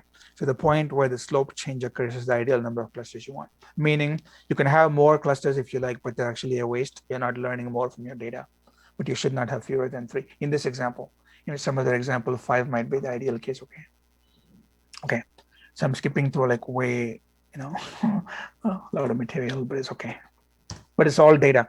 Everything I've told you so far, you needed past data, all right? That's what you got to keep in mind. This data all have to come from somewhere. It's past data, all past data, all past data. Okay, that's why it's data mining. You can cluster things hierarchically. Within one cluster, you can find another cluster. So as a group, you only have 2 different clusters, meaning, it's maybe the good people and the bad people. But within good people, what are different things that make these people good? Maybe some of them do community activities. Maybe some of them donate to, like charity causes. So what does bad mean? Well, they stop going to school, or they do graffiti tagging or something. So in other words, clusters can have clusters within them. And so it makes sense to break them down like that. Then it's called a hierarchy of clusters. Because again, you notice you can draw one broad line between them and have 2 clusters. And within one of these, you can draw another line. Then you have this thing called a dendrogram, D-E-N-D-O-gram, dendrogram. So dendrogram is a 3 hierarchical cluster, meaning this is the initial split. So all of this was one cluster. All of this was a second cluster. But it turns out that you can cluster again, until all of the leaf points, which are your actual data points, eventually end up like this, end up in all these. All right. So that is also something you can do. Like for example, here, you initially are given like all this data, and then you say, I'm going to make clusters out of them. There's like one massive cluster you probably don't want. That's what you want to cluster. See how you're combining them, okay? You combine them based on spatial distances. Obviously, anything that is pretty close is going to get clustered. It's almost like bubbles, how bubbles burst and become bigger bubbles. It's the same idea. Just combine, and obviously in the end, ultimately, is one massive cluster, which is useless. Then you can break it down in reverse, meaning plot them out as if they're a graph. And then you get this very interesting, binary split every time, okay? Cool. So then that's clusters within clusters. And again, how do you decide what to merge? You merge based on like spatial separation. Things that are closer than anything else would get merged. You would not merge somebody from here with somebody over there. They're too far apart. So find your nearest neighbors. That's what this is, okay? So you want to find, you would smallest increase in sum of squared distances. So you find the distances between them, and then find the ones that lead to the smallest increase. That means your clustering points that are close to each other. Cool. So the squared distances between them translate to these heights. So meaning these points, they're very close to each other. So that's all the height. And then this cluster and that cluster are separated by this much distance. This cluster and that cluster are separated by that much distance. It's all about distance separation between clusters. Cool. Okay, so then that is a dendrogram. Then you come to this very, very cool probability-based clustering. It's called expectation maximization. It's almost like a magically cool algorithm. The idea would be it's a complement to things like k-means clustering. Imagine you have the same data that we had before. So you want to cluster this into 3 clusters. The idea in expectation maximization, EM, is you assign initially a probability to every single piece of data that adds up to 1, meaning you take this point right here and say, there's a 50% probability it's red, 25% probability that it's blue, 25% probability that it is green. So you assign a mixture of probabilities, so a probability distribution, to every single point initially completely randomly. Afterwards, based on actual data, it's almost like how the centroids move. You refine those probability distributions over and over and over again until you get the correct distribution, which is a point here would be 100% red, a point here is 100% blue, and 0% green, 0% red, and so on. So the probabilities change every single time you iterate. That is the idea of expectation maximization. Because as you know, expectation in a probability distribution is actually what? What do you mean by expectation when you have a probability distribution? For example, take 2 dice, okay? I'm rolling 2 dice. I can get a total of 2, I can get 1 and 1. I can get a total of 6, which I can get by 2 and 4, 4 and 2, or 3 and 3. What kind of average? Exactly, it's a weighted average. So expectation for the pair of dice is just simply a number that says if I take all the different outcomes possible, not all outcomes are equally likely. For example, you can get a total of 2 only exactly one way, right? You got to get a 1 and a 1. You can get a total of 12 exactly only one way. It has to be 6 and 6. But in the middle, things like 8, I can get multiple ways. 8, I can get as 4 and 4. Or I can get as 5 and 3, or 2 and 6. There's no 1 and 7, unfortunately. So then that gives you a nice distribution, right? So you got to take those distribution weights into account, meaning not just simply the number, but also what is the probability it can occur. And so that weighted average is called expectation. Okay, so that is what is changing in every frame, okay? So I'm gonna start reading you the algorithm. It's a pretty amazing algorithm that it even works, but it works beautifully because it solves a very crazy problem. The problem is this. You have some parameters such as, like exactly the X and Y values that you measure in all these. So those are the known piece of data. Like, the X and Y, obviously, that's why that's right there. But the part that you don't know is those hidden probabilities. Like, what is the probability that is in this cluster versus that cluster? You call them latent variables, okay? So those unknown variables are latent variables. So amazingly, you would update the value for those latent variables, even though you have no idea what they are, because you randomly completely guess them, okay? And then you update that random guess. And at the same time, you're also trying to come up with the actual cluster. It almost seems like an impossible problem that you're trying to find both the number of both the data that belongs in each cluster and also updating those latent variables. But you do them back and forth, okay? So you update the latent variable, then you update the model, then update the variable models just back and forth. Okay, so like this, okay? You don't know overall the model parameters, meaning the centroid would be the model parameter. So you don't know what the actual centroid locations are. You also don't know what the probability distribution, for those data points are.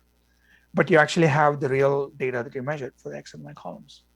So then what model parameters would produce the outcomes? In other words, where should the centroids be so that the clusters are correct? Okay, so you want to iterate that. You start with random values for the model parameters. So the centroid values are completely random. That's what this means. So if the centroid values are random, then for some random weird centroid, you find the probability, like say the centroid was here. So for that centroid right there, find the probability that this is belonging to that centroid versus say the second centroid was here. Then the probability that it belongs to this centroid. You would literally take the distance, the inverse of distance, and make that a probability correct. In other words, say a fake centroid was so close. Say the other fake centroid was so far. Then if I ask you, what is the probability that it belongs to this centroid versus the centroid? You would literally take that short distance and divide by 1 over the short distance. Take the long distance, divide by 1 over the long distance, and find the weighted average of those, and find a large probability 0.8, small probability 0.2. That is exactly what you do. So cool, right? So therefore, every point would then have a mixed probability, right? That adds up to 1. Then you would use those probabilities to say, if those are indeed the probabilities, then where should the new centroid be? Okay, I'll migrate the centroid just a tiny bit. And then now that the centroids are moved, let's update the probability. So constantly update the probability and the centroid back and forth, back and forth. The probabilities are called latent variables. Centroids are called model parameters. Alternate. Expectation, maximization. So we just alternate. So cool. Okay, so now we can read. So what do you do? Again, the model parameters are centroids, and then the latent parameters are probability distributions, okay? So initially just make the models be completely random, meaning the centroid can be anywhere the heck it wants. Use that to make probabilities for every data point. Then use the probabilities. So when you do that, the probability computation is called expectation because probabilities give you expectation. So initially start with a completely random model and then get a completely almost random expectation. Then imagine that was the actual expectation. Use that to update the model parameters. And then imagine that's the model you're given, update new probability, and then update the centroid, update the probability, update the centroid. After a while, it'll converge. Wow, that's all it is. Yeah. So I skipped so much math here, okay? It's so interesting. Okay. So again, the same idea, just guess model parameters, lower bound likelihood. This is from Stack Overflow. Start with model. This is the key, okay? So initially your centroids are completely average or random. And then in the E step, find the probability as if those are the real centroids. Like I said, you can use it, you can use the distance to do that. And then now that you have a probability distribution, imagine these are real observed variables. Then you say, then what should the centroid be? Updating the centroid is called the M step, updating the model. So model step, probability step, model probability, model probability. Okay, repeat till convergence, and it will converge like this. So here, again, the idea would be that you have these clusters you're trying to form. I'll give you the bottom line, okay, like that. That's eventually what you want. So what you eventually want is for those to become 100% green, blue, red. But initially when you start, because of the fake centroids, because remember the centroids are also moving, it seems like this is not just all green, but also a little red. Thankfully, there's no blue in it. Likewise, this one seems like almost all red, but it's got some green, it's got some blue. And that'll make the centroids move. The probabilities there would make the centroids move. The centroids would then change the probability. So gradually these pies would become disappeared and become like full colors. Okay, watch it. Next. So already you see from one step to the next step, the centroid moved and then the blue is all gone here. Okay, watch it. Like that. Then one more step, centroid moved, and then one more step, complete convergence. Wow. Again, starting point, a little more, little more. But when I say a little more, you're jumping steps here, you're going from 5 to 20 iterations. So you got to iterate. In other words, we're not showing all the steps in between, but you get the idea, okay? Like that. EM, good old EM. Beautiful. Okay. So EM, you can, there's many more than just EM. If you love the math, you're in good luck because you can find the MLE in estimation like papers and things. That's just one of them. Not that. My God, I'm not going to do that. Crazy. Sorry. Okay, so then like this is Yellowstone. So if you go to Yellowstone National Park, it's very interesting. You have these geysers, right? So people stand around like circle and watch it. All of a sudden, so K-means clustering is not probability. You don't talk about probability and then expectation. You actually talk about centroid migration. But here it's as if the centroid migration is a model. And then you can also compute additionally a probability distribution. They're obviously 100% identical ultimately for the end result. You're going to get the same centroid. But in K-means, it is all based on initially just simply the location of the centroids themselves. But here, we also have the additional idea of this likelihood estimation, okay? That's all.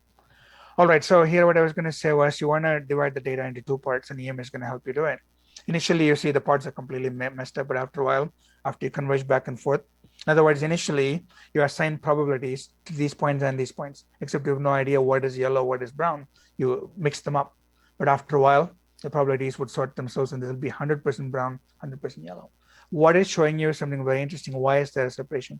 Duration means how long you have to wait, how many minutes you have to wait for the next eruption, because you see these beautiful hot springs water coming out of the land.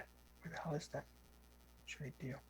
Okay, I'll show you here because we got some time. Okay, so before I show you the video, all it is it tells you when there's a geyser eruption, water comes out and shoots out like a lot of feet tall. So then what is the delay and then what is the duration? Meaning if you wait for so long, say so much time goes by, then so much pressure is building underneath the ground. Then when the eruption happens, it'll last a long time. That's all this means. So these eruptions, people have to wait like a long time, and also the eruption lasted for a pretty long time. These one are short and frequent. So you don't have to wait too long, but also it doesn't last too long. That's all it is. So I'm gonna play a little video really fast, okay? I'm gonna say Yellowstone geyser eruption, so we can actually see it. Meaning scientists, you can also do it. Easily measure these geyser eruptions. Okay, just say eruptions. Okay, video. Just find one. It's that. Usually there's a park ranger that explains the science to you, like all that. Wow, look at this. 94% of people believe company culture is important. Okay.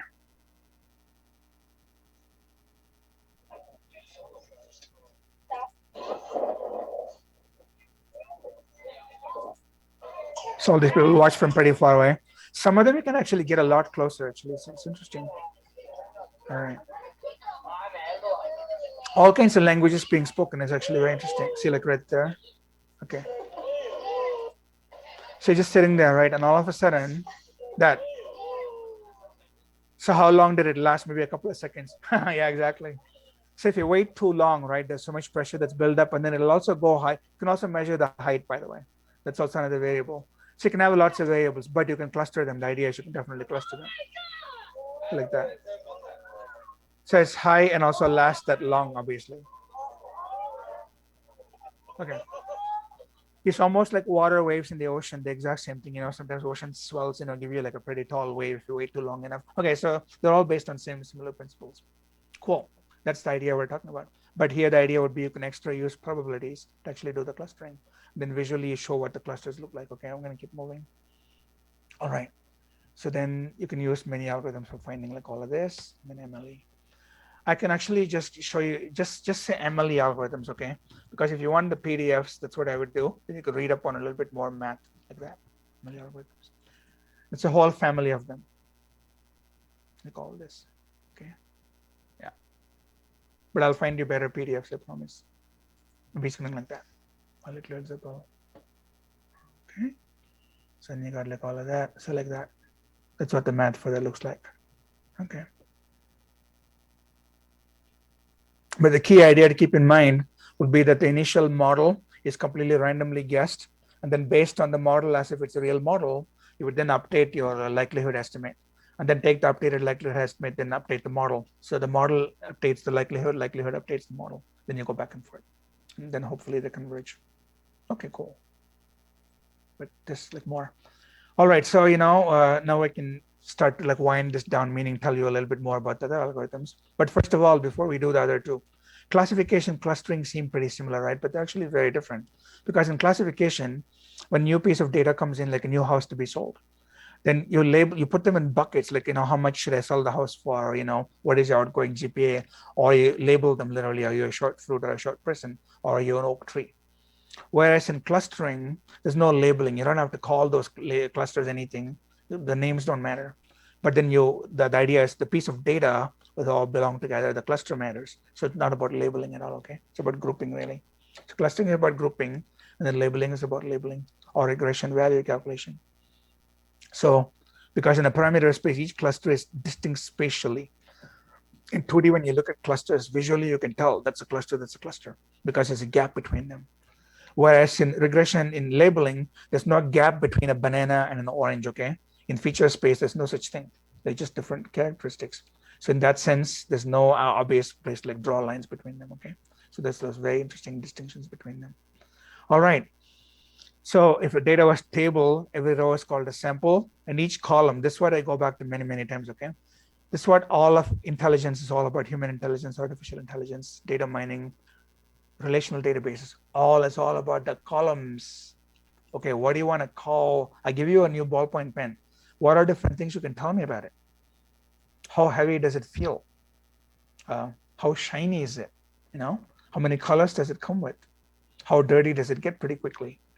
If I break it, how easily does it break? All of those are things you can measure, okay? It's all about measuring, you guys. It's one of the hallmarks of intelligence, okay? So this measurements, we call them attributes. We can call them parameters, especially independent versus dependent. Features, we can call them inputs, independent variable, descriptors, dimensions, call them many, many, many things. But the goal of all of that is they're like x-axis, x0, x1, x2, x3. But the goal is to find one y value, which you call the label. Call it label, or you can call it a class. Although these are also classes as well. But sometimes you call it just the y-axis, the class. You call it the target because that's what you want. These are inputs. So you call obviously the y-axis the output. And you call it the dependent variable because y is dependent. These are all independent. And you call this response because, again, that's what you measure in response. And that's the response dimension. So many ways to call the x-axis, the multiple x-axis, multidimensional x-axis, and so many ways to call the one y-axis. So in the end, all data mining boils down to saying y is some function of multidimensional x0, x1, x2, x3, where for every row, meaning for every sample, you know all those x0, x1, x2 values, okay? Then there's some pattern in all those.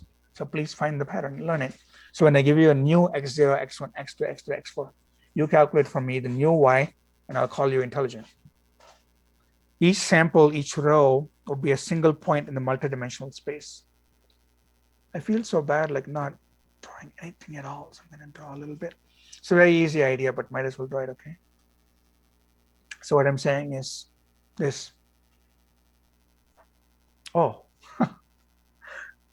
because of screen sharing, we cannot do that. Okay, sorry. I'll do it again. It's more than one way to do anything. Okay, so put it up. Oh, wait. Oh my God. It actually showed up. So bad. Never mind. The Zoom screen sharing messes up some of my screen capabilities, but it's okay. All right. So what I mean is the whole multidimensional idea is this.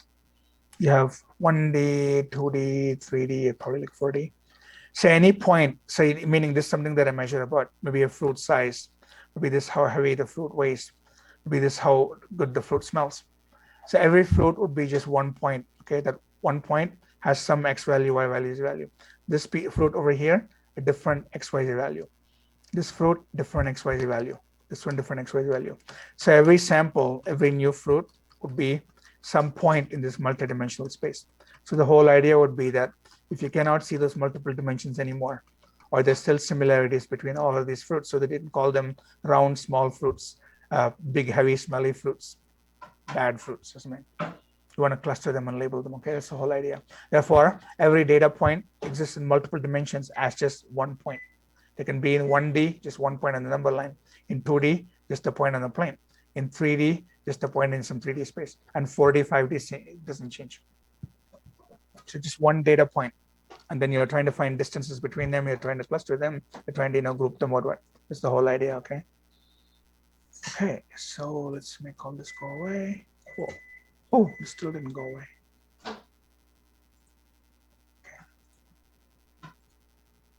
So moving on. That's what I just said. So every single point becomes just one point in the multidimensional space. And then you're trying to find distances, cluster them, label them, etc. Learn patterns. Next algorithm in our lineup of data mining is this notion of a priori, and this has many other names. Sometimes you call it association learning or rule learning or basket mining or shopping cart analysis. You call them many different names, okay? Because they're all ultimately the same idea, which is some things just happen to go together.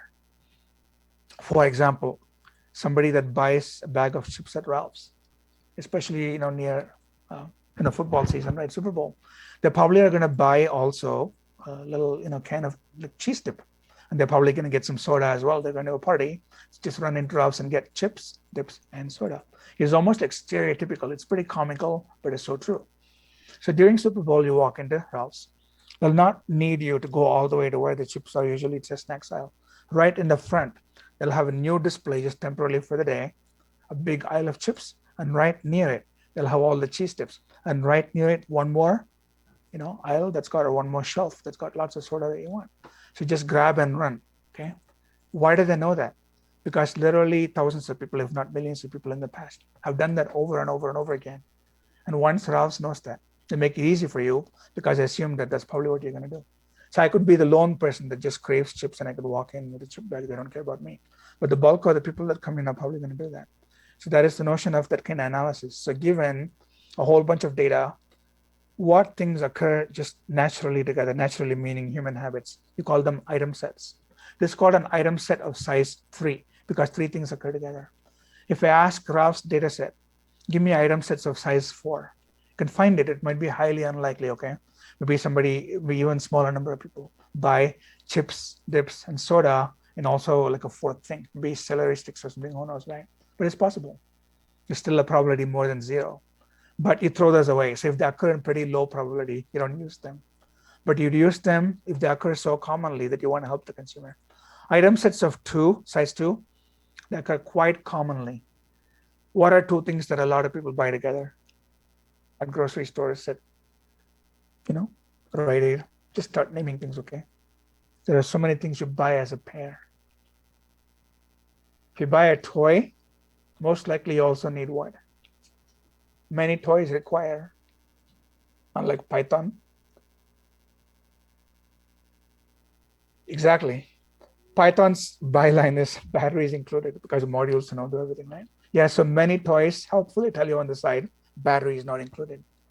Probably because if it sits on the shelf for too long, the battery is not going to work. Then you would go home and bitch about the toy, right? So they'll just likely, leave it out and say buy the battery separately. So in many toy aisles, if you see where electronic toys are, usually you will see the batteries right next to it because that's what the supermarkets do. What about something else? You're going on a nice date and you want to impress your date, and you guys are going to some park special to have a picnic. You pick up a I like that. Hey, that'll be a cool date if actually, I'm going to say she is very impressed with your combination. Probably not bread and milk either. That'll be a very interesting date too. No, that's also, you guys should go out and date more. My goodness. No, no, no, no, none of these. That's funny. Most dates are not going to be impressed by any of what you said. Now you're getting warmer. Roses and what else? I actually had food products in mind, but roses are fine. Yeah, exactly. Roses and chocolate, right? Definitely doing it like Valentine's. No, but going back to food though, not almond milk. Oh my God. Unless your date's vegan and she's very impressed that you don't hurt cows. No, you're going for a picnic in a park, maybe in the evening you're watching like a romantic sunset and holding hands. Exactly. Not wine and chocolate. You're 99% there. Oh my God. No, no, I don't like it. Wine and at Ralph's, yeah, wine and cheese. Oh my goodness. Or your mom finally got it. Wine and cheese, you guys. Wine and flowers are cool as well. I think you should all form like some kind of dating pool and like date each other. So weird. Oh my God. Okay, so the right answer is wine and cheese. Okay, so in many stores, literally they're right next to each other. Okay. Yeah, it's funny. Your answers are so funny. They're not wrong, by the way. Okay, many of those, probably like hold, but wine and cheese is the answer. Okay, I want to move on. Okay, so there's a reason why stores actually have them next to each other. So please notice when you go next time to grocery stores what they place next to what, and there's a good reason for that. When there's pita chips, a lot of times they'll actually have cream cheese, somewhere near it, and so on. Chips and salsa, okay, they go hand in hand. Cool. All right, so how does this algorithm work? The input would literally be stuff like this. Customer number 0 walks in, buy these 3 things and walk out. Customer 1 bought all this. Customer 2 bought all this. I put up sometimes my receipt art, except I have like probably like 90 items, so mine is like maybe the exception. But the idea is Ralphs have data for like literally tens of thousands of customers, exactly what they buy every single order. That's what they mine, okay? They just mine over and over and over. So you need to provide some numbers for the mining, okay? The first thing you need to say is, tell me 2 things that occur together. Probably quite common, and then you can place them next to each other. Find me 3 things that occur, a little bit less likely, even less likely. 5 is pretty unlikely. So probably you do 2, 3, 4. The support, which is like a probability almost. How many times, like in the data that you have, would that particular item set the combination of 2 occurs divided by total? That gives me like a confidence, right? In other words, say I want 2 things. The 2 things didn't happen just only one time, happened like many times. For example, diapers and wine. Diapers, wine, diapers, wine, diapers, wine. In 3 out of 5, there's diapers and wine. So the probability that's happening is 3 out of 5. That's actually pretty high. Then maybe it's 300 by 500. Maybe I want to go and look. 300,000 by 500,000. Wow. Okay. So every time, there's a diapers aisle, please place some bottle of wine near it. Like, what the hell is the connection between them? That is so bizarre. It's not some crazy perverted thing that you and I don't want to talk about, okay? It's something much simpler. So why do diapers and wine go together? What do you think? Like, what would be your guess? No, I mean, I guess what I'm asking is, why do people that buy diapers also buy wine? Yeah, exactly. That is the right answer, okay? Believe it or not, so many parents, late night when they go rush into like, say one or something, CVS and buy like a, big bag of diapers, they actually rush out with a bottle of wine because the baby has been up all night. It's your turn to change the diapers. Right after you change the diapers, pour yourself a glass of wine and go to sleep. And then it's your partner's turn after that. It happens for real, okay? Yeah, well, yeah, it's the truth, okay? That's what it is. Yes, sometimes, maybe that's the case. They just spike up your data, right? It is part of life. It's reality, exactly. So it's not sad or happy. It is what it is. Hey, cool. Okay, then that's called a support, okay? What we just said, that probability is called support. And then confidence. This is actually very interesting. So say you take like 1 item versus 2 items. So what is the probability that is actually like a real thing, okay? So what if it's not actually a thing?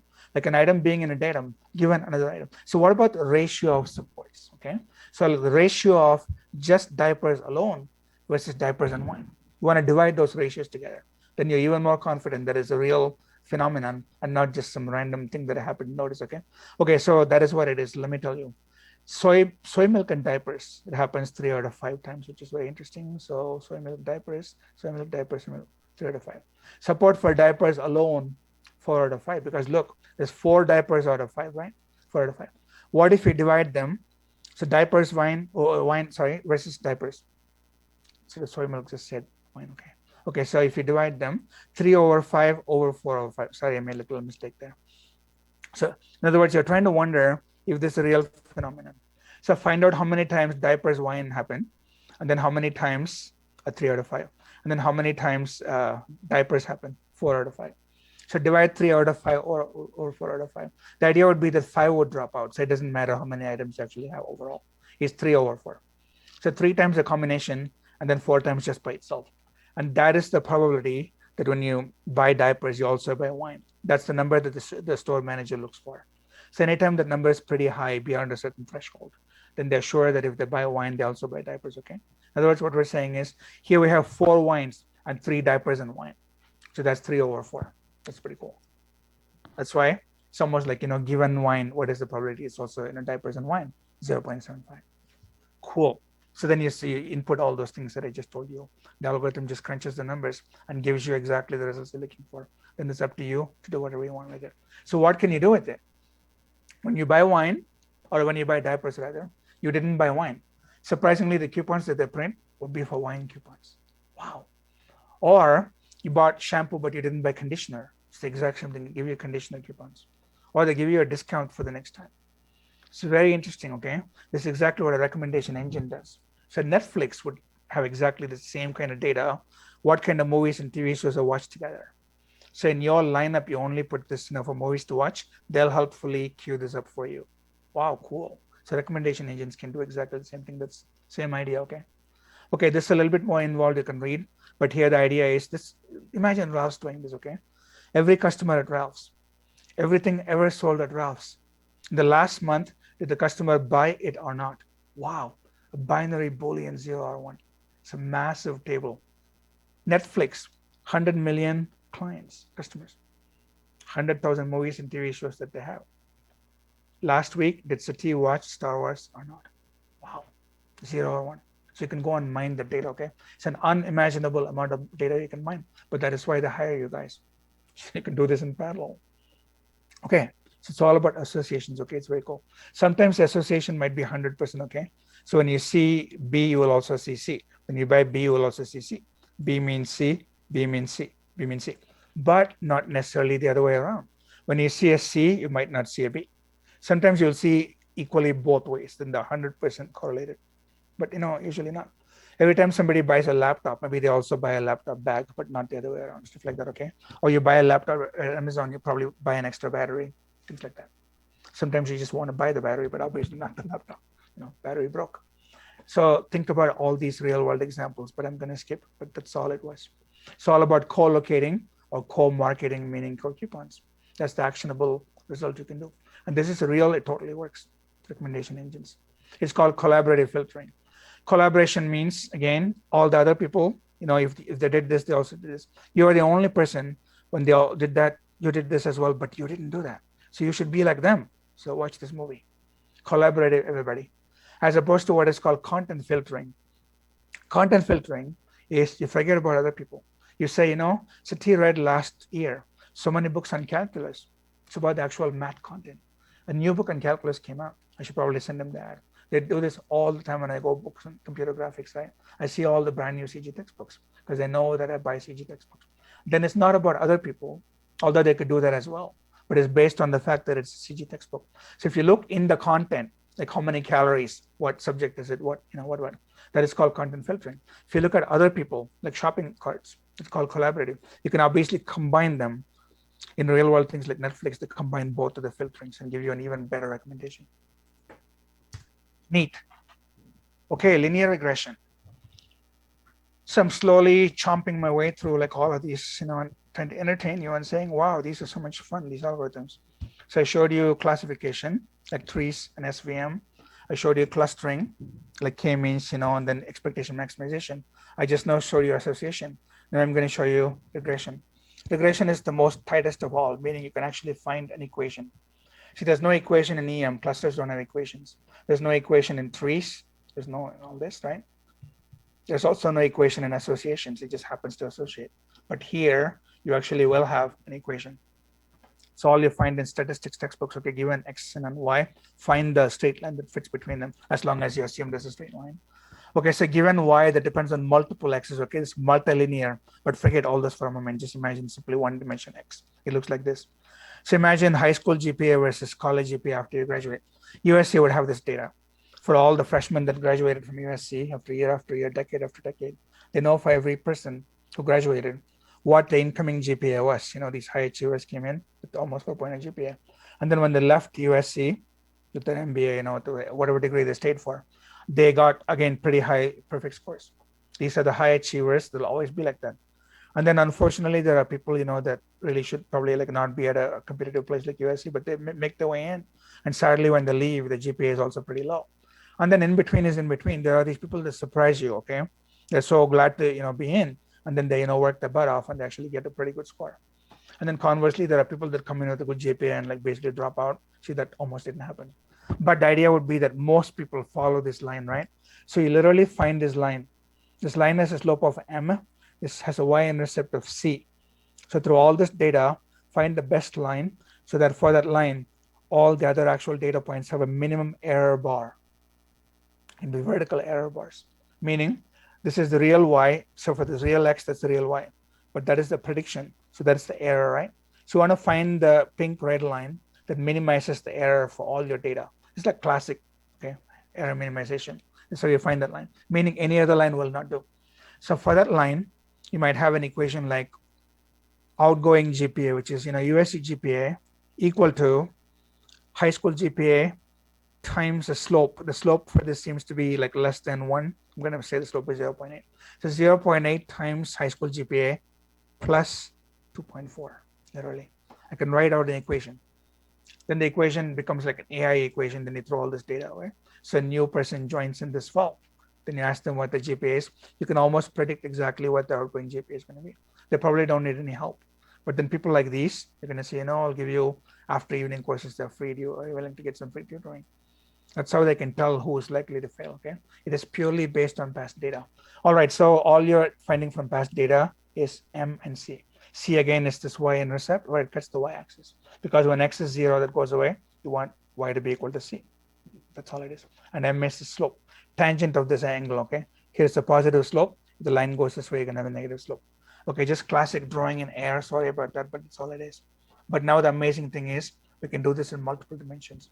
In multiple dimensions, this is what you're trying to measure. But you know, past data is one thing that you want to measure. And you know so many things about the customer. The one thing is, what is the dollar value of goods that the customer would buy next year? That's what they want to know. And they know from past years, you know, what people have done. So Amazon would do a multi-dimensional linear fit exactly like this. They assume a straight line goes through 100 dimensions. There's no way in hell we can see the straight line, but they assume that it's there. So then they'll have not just one slope, but they'll have m0 x0 plus m1 x1 plus m2 x2 plus m3 x3 all the way up to what m100 x100 plus exactly one y-intercept. So they might have 101 data, the piece of data that they mine. Then they can throw all the data away from the past 20 years. Then they'll know if they plug in some new customers' data, they'll know exactly how much dollar value the person's going to buy. Magic, right? But not so much because it's past data. Beautiful. Okay, so you have to know something about the data to know that it's linear regression, right? Experience. Some data would not admit a straight line, meaning if you pass a straight line through this data, you're going to get bad results because at the minimum you need 2 straight lines, which is possible. But what is better is a parabola. It's a parabola because it's what data tells you.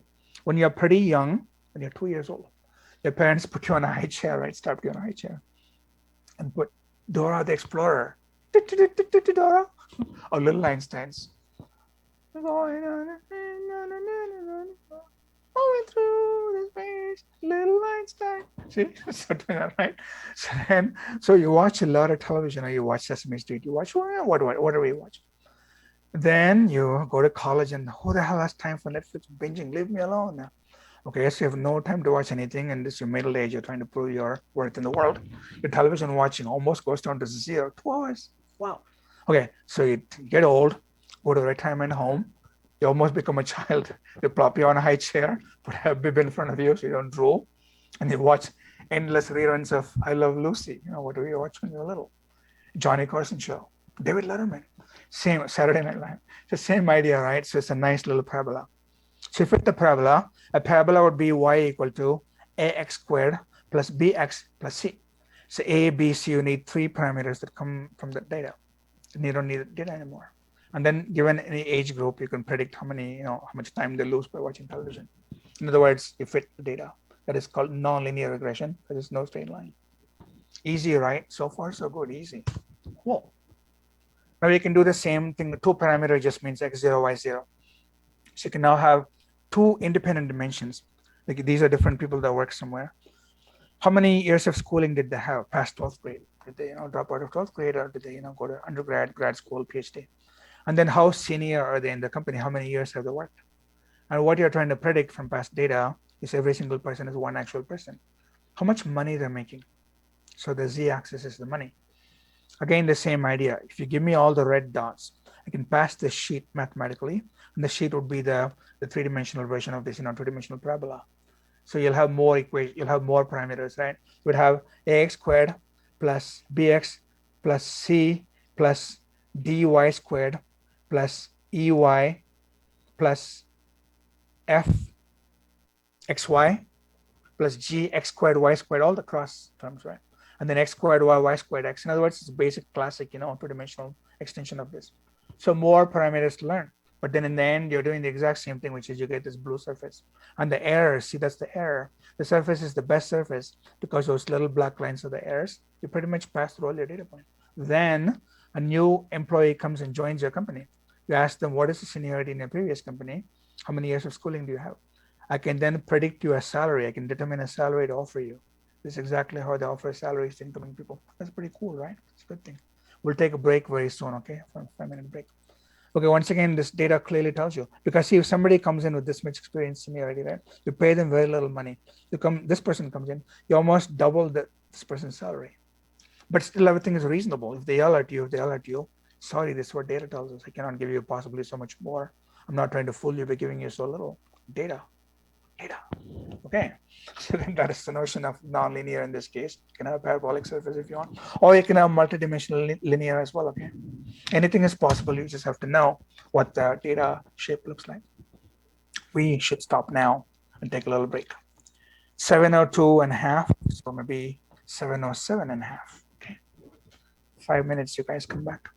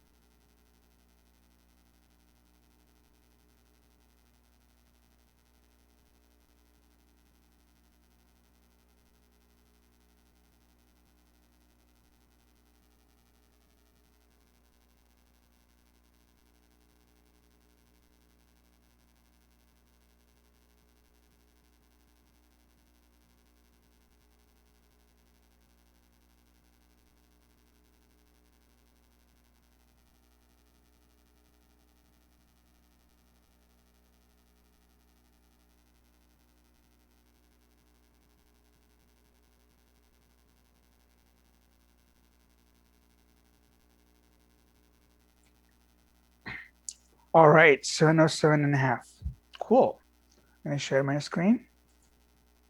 Share. Okay. And then make this disappear. Cool. Okay, so these are called parametric methods, the ones we just now looked at, because the parameters are just simply x0, x1. So x0, x1, y, these are parameters, independent parameters, dependent parameters. So the parametric modeling is obviously the most common thing to do because, it's pretty simple idea. You have an x-axis, you have a y-axis, and you can form an equation that says, number of hours television watched is some a times age squared plus some b value times age plus some constant c value, and then you can predict. But so those are parametric. There's also what's called non-parametric modeling, where you still have a surface that you're going to fit. This is, by the way, computer graphics. So this is my life for like 20 years almost. So I can tell you a lot about this, but I'll be brief though. The idea would be that you still want to form a surface through existing data points. So your overall goal did not change because you still want to predict for a new piece of data. Somebody gives you a new X and Y or something. What should be the equitable salary you give them? But the idea would be that if you look in the math that form the surface, you will not see an equation that says z equal to some a parameter times x squared plus some b parameter y squared, what. You will actually not see those a, b, c, d's at all. There are no coefficients because there actually are no equations. I think that's pretty weird. How can you form a surface when there's no equation? Well, you absolutely can. Those are called non-parametric modeling. So I'll tell you what I mean, okay? I'll give you like a very simple 2D example. Bezier, well, let me say JavaScript. So JavaScript Bezier demo, okay, that one. I'm going to do a JavaScript Bezier demo for you because I can illustrate what I actually mean. Like, how is it possible that you can form an equation for something without actually having the coefficients for x and y and z? Okay, I think I'm going to use this. Look at this. So imagine these 4 data points are the points you gather, okay, about 4 customers. So each one is some real world data point. And then the crazy thing we're going to do is, in fact, I can probably even leave that right there. Maybe do that. Okay, so here clearly there's an x-axis, there's a y-axis. So there might be some equation in the world, some kind of a polynomial cubical equation. I'm thinking maybe some ax cubed plus bx squared plus cx plus d, y equal to that. So that gives me exactly this curve. So if you give me some x value, I can plug that into my ax cubed plus bx squared plus cx plus d and get that point. If you give me some other x, I can plug that into my ax cubed plus bx squared plus x plus, you get the idea, okay? So you can form an actual equation between them. But the weird thing is, I can tell you, there's actually a way to form this exact curve by not having an equation at all. That is pretty much what the non-parametric thing is. I need to put up the chat. So with non-parametric, you only have to that's exactly right. The parameters alone are enough to actually give you the model. There's no other extra parameters. Sorry, the model data points alone are enough to give you your calculations. You don't calculate extra parameters. One moment, okay, let me. Oh, wow. Okay, this whole annotation thing. Yes, exactly. So that's very beautiful that you can actually do this. So here in 2D or 3D, it's called the Bezier curve, okay? This is how Adobe Illustrator works. So when you bring up Illustrator and you go on the pen tool, you go click, click, click, click, what is actually happening is your clicks are the data. And then the curve that Illustrator is generating is that. You can do this now in 2D as well. So these are called splines, S-P-L-I-N-E, spline. So this is called a spline curve. A spline curve does not have an explicit parameterization. There's no y equal to function of x at all. But instead, there is an equation. The equation is based on this x comma y, that x comma y, that x comma y, that x comma y. We call these control points, okay? Control point 0, control point 1, control point 2, control point 3. We also call them control vertices, CVs. So to me, a CV is not a curriculum vitae. It's not your resume. It's more like that. A CV I can drag around. Exactly. So in CAD, you can use CVs. So these are all CVs, and the whole curve in this case is in response to moving the CVs. So the CVs clearly control the curve, okay? So the curve is made up of a model that is being generated just by virtue of those 4 CVs and what is called a basis matrix. It's a little matrix that is multiplied with those 4 points. Okay, so one special kind of a curve, I should probably do that right here on top of this, is called Catmull-Rom. A Catmull-Rom is a different kind of a spline curve. Catmull, C-A-T-M-U-L-L, ROM, R-O-M, So Catmull-Rom would still have exactly those control points, but now the Catmull-Rom curve would literally pass through those parameters, believe it or not, okay? That's also totally possible. Then when you move the point, then the curve would also then change a little bit, just only a little bit. But that curve also that passes through all those control points are still non-parametric. There's no equation that says y is some function of x, meaning ax cubed, bx squared, whatever, all that is not there. Okay, so then that kind of a curve is called a Catmull-Rom. Catmull-Rom is called an interpolating curve because it interpolates between all of your control vertices. So this is done in 2D, but you can do the exact same thing in multiple dimensions. For example, say I have a point here in space, a point here in space, a point here, what. I can then join all of those points and make like somebody's cheek. And then I can model with somebody's cheek, and then there are the eyes. I can start to model entire characters like this, okay? So that is exactly how we do characters in computer graphics. Those are called spline surfaces. So this is like highly related to CG. But the idea would be that still all those points would give you the whole patch, meaning the patch is exactly like the figure that I'm going to show you for data mining. That patch, that surface with, what salary does somebody make, is based on only those data points. There's absolutely no other math. There's no other, x squared, y squared, z, all of that at all, okay? It's like pretty neat, that idea.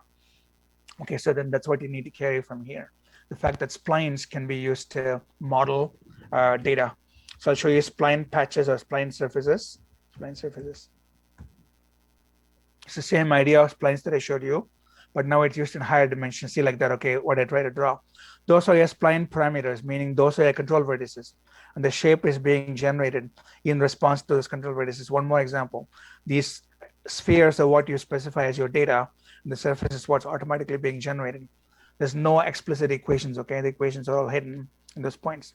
Those points, P, they're all those points. Each one is an XYZ value. So the math is pretty compact.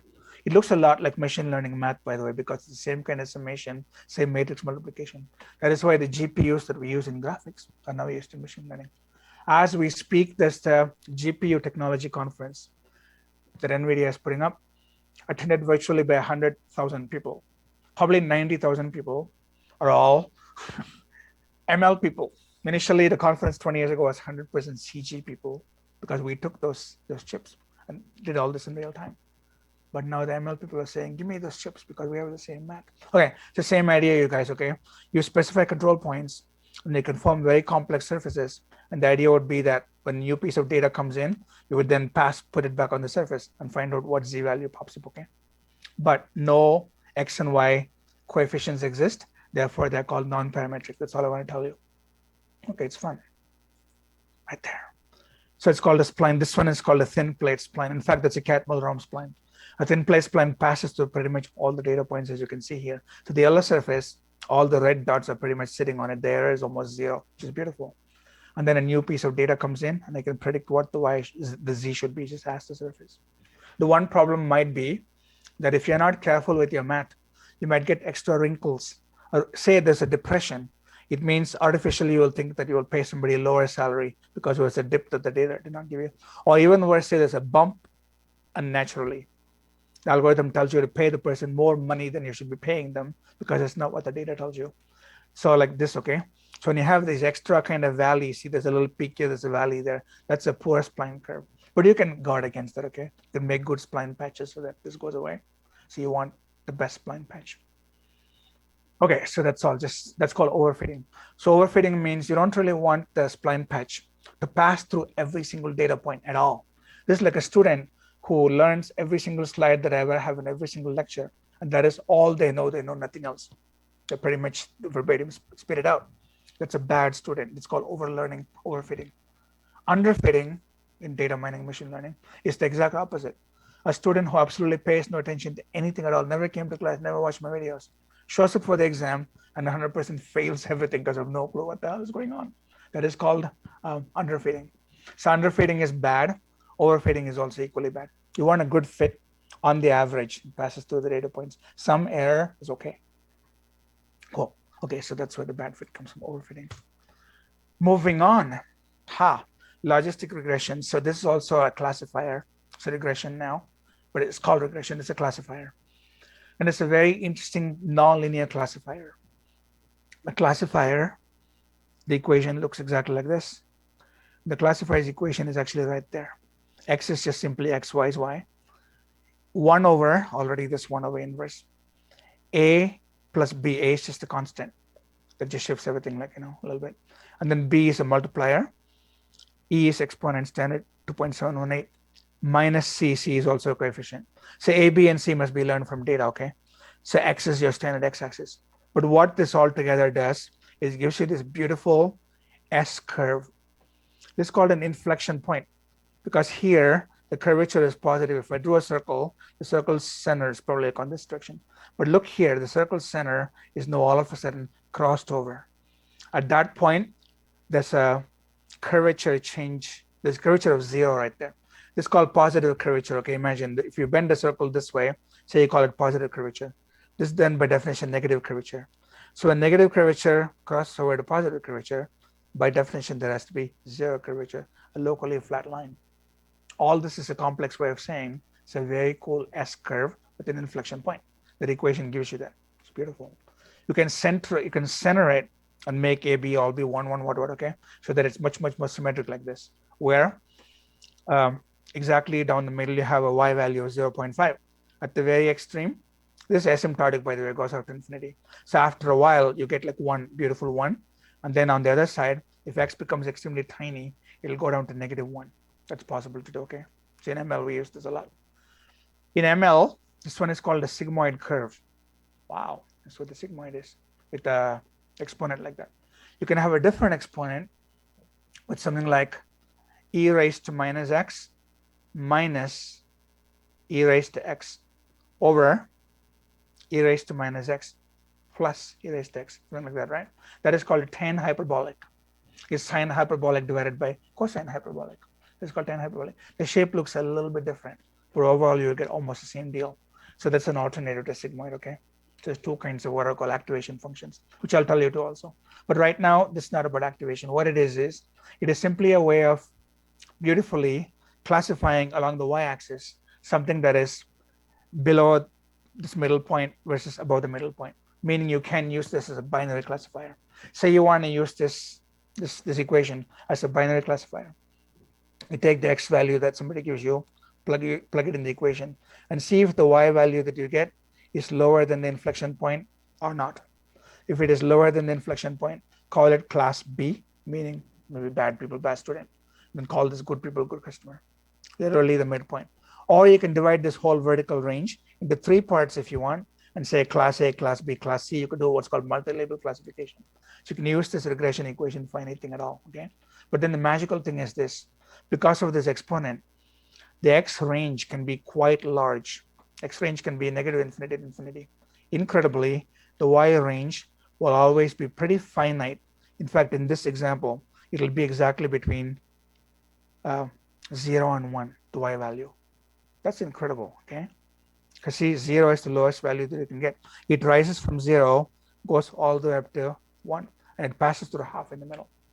So this way I can take a very expensive home, like a $40 million home in Los Angeles, and plug it in and get it a pretty large value, almost close to 1, and I call it a rich home. And any value of home that is lower than half, I'm going to call it a poor home. So you can classify any real home value. In other words, this maps arbitrary large and small values down to a nice manageable 0 to 1 range. That is the benefit of logistic regression, okay? Like this, you can transform a continuous regression to a value. In other words, this x value itself can come from a tree. So I have a regression tree. It gives me, like, again, how much do I sell my house in Los Angeles? It depends on what I am. I can sell it for $10,000 and sell it for $10 million. There's somebody to buy it. But that range is too much. I don't know what to do with it. So maybe I should then take the value from a tree and plug it in here and get a more manageable value. That's what this can help me do. So it can take an arbitrarily large or small value and crush it all down to a 0 to 1. And then you can make it a binary class, or you can use for multi-classes, okay? That's it. Okay, so if you make ABC equal to 1 in this equation, that is when you're going to get this. So please plot this, okay? It's pretty simple. Because when you make A to be 1, that becomes 1, this 1, right? So it is 1 plus 1 over e raised to negative x. C is also 1. So when x is 0, e raised to 0 is 1. So 1 plus 1 is 2. 1 over 2 is half. No wonder when x is 0, y is half. That's how you get that. When x is infinity, what happens? What is e raised to negative infinity? 1 over e raised to infinity. 1 over infinity, 0. the term vanishes, okay? So the whole B term vanishes. So you get 1 over 1. No wonder you get 1 when it's infinity. And same thing for negative infinity, it goes to 0. Cool. Okay, so then that's a quick check. All right, so therefore you can use it like an alternative to SVM because SVM is also a binary classifier. Or you can use a k-means cluster with exactly 2 clusters, but you can use this instead. So now what is happening is you're starting to see choices. When you have a binary classification, which is a lot of times what we do, you can use more than one algorithm. You can either use an SVM, or you can use this logistic regression, or you can use k-means clustering where you set k equal to 2.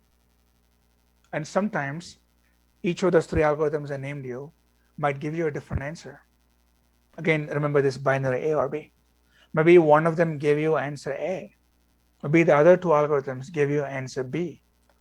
2 is more than 1. 2 of them said B, 1 of them said A. I'm going to go with B. That is wisdom of the crowds. That is spreading your risk, minimizing, putting all your eggs in one basket. That is called ensemble learning, what I just now told you. Ensemble means use more than one data mining algorithm on the same data, and then take a vote. How many of you say yes? How many of you say no? I'm going to go with the majority. Cool, right? That's all ensemble learning is. It's not a new learning algorithm. It just means use more than one. Now you have a choice of 3 different ones, okay, for binary, don't forget. You can even use a neural network. For binary, you can have a choice of 4. There's even a 5th one.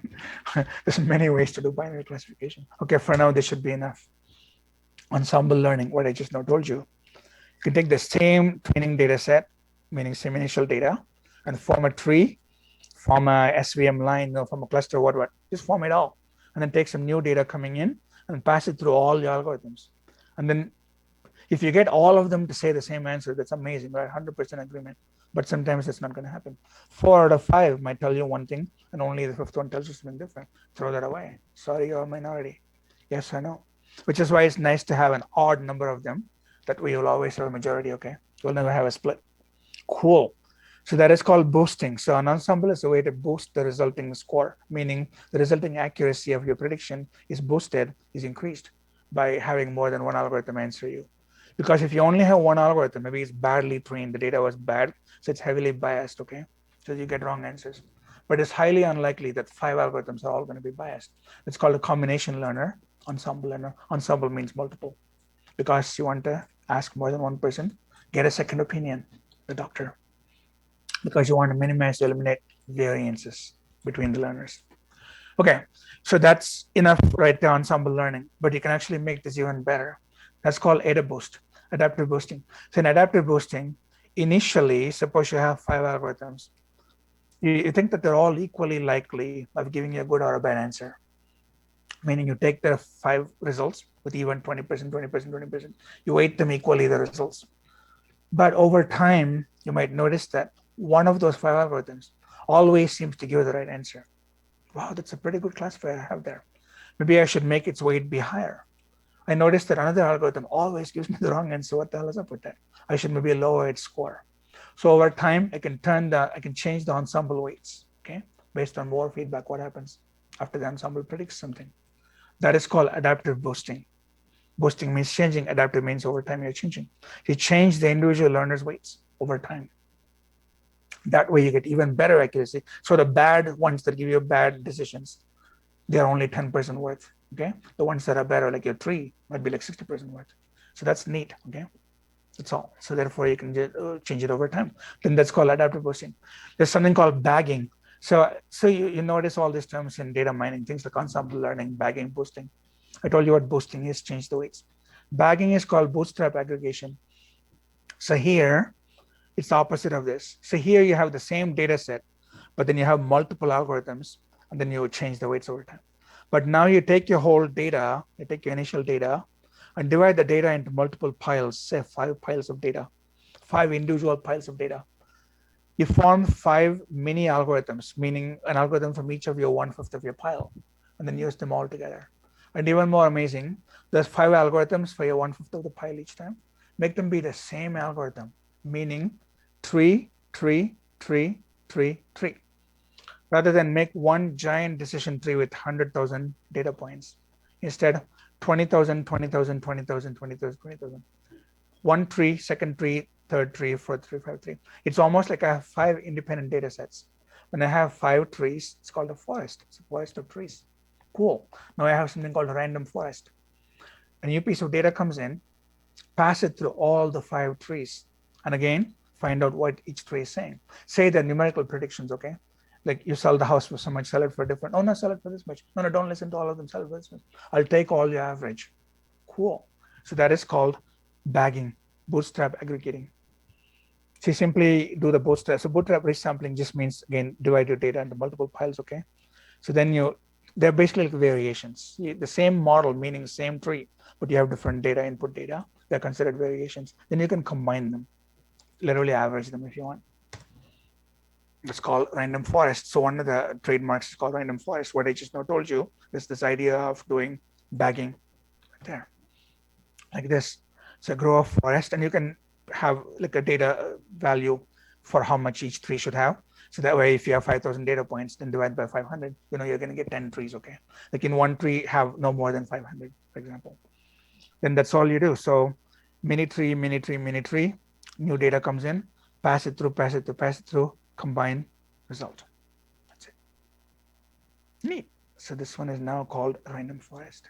It was a rapid tour, I'm going to say, through the world of data mining. Okay. So now I promised you that when we're done with this, you will actually know what those top 7 are. You know linear regression, okay? Here the idea would be to learn literally the coefficient and the slope. And this, the idea would be to do a binary classification. And here the idea is to do labeling or numerical prediction. And here the idea would be to use a local neighborhood and do a maximum, a posteriori. And here you're doing clustering based on K clusters. And then here doing rule mining. And then this is again clustering. This just nearest neighbors. This actually the clustering. PCA is different. I might as well tell you a few words about PCA pretty soon. And then adaptive boosting, I told you, I talked about random forest. Cool, talked about all this. PCA is called principal components analysis, and this is a very different thing. What the heck is that? Okay. Kevin says, let's look at this. Oh, nice. Yeah, I have many of these, Thank you for putting this up, by the way. I love these. I'll definitely give you even more, okay? So you can, have a checklist. Neat. So when you go to an interview, you know the heck out of all of them. Again, I don't know why they keep listing this, because you don't plug end users data into this at all, okay? Like one person does it and then they all do it. I would change this to neural networks, because there's no neural networks here. Okay, so I'll tell you what a PCA is. It's a cool idea. All that we're saying is, this actually related to our R tree idea, where I told you, if these are all like data points, maybe these are all like trees in a forest, you want to find the spatial index, okay? You want to find like a rectangular region. I told you a standard region that is aligned with x-axis and y-axis is a wasteful region because it has so much empty space. I told you a better region would be if you can orient the region and make a small rectangular bounding box, right? It's the exact same idea. That axis, that's a better axis. In other words, the x and y axis are not the best axis for describing this data right there, because the data itself has an orientation. They're all going this way. So if you can rotate the x-axis, these are still 90 degrees to each other. So if you can rotate the x-axis, transform it, and be that to be the new x-axis, and be that to be the new y-axis. That new x and this new y, which by the way are a linear combination of this x and this y. Simply that's a vector in this space.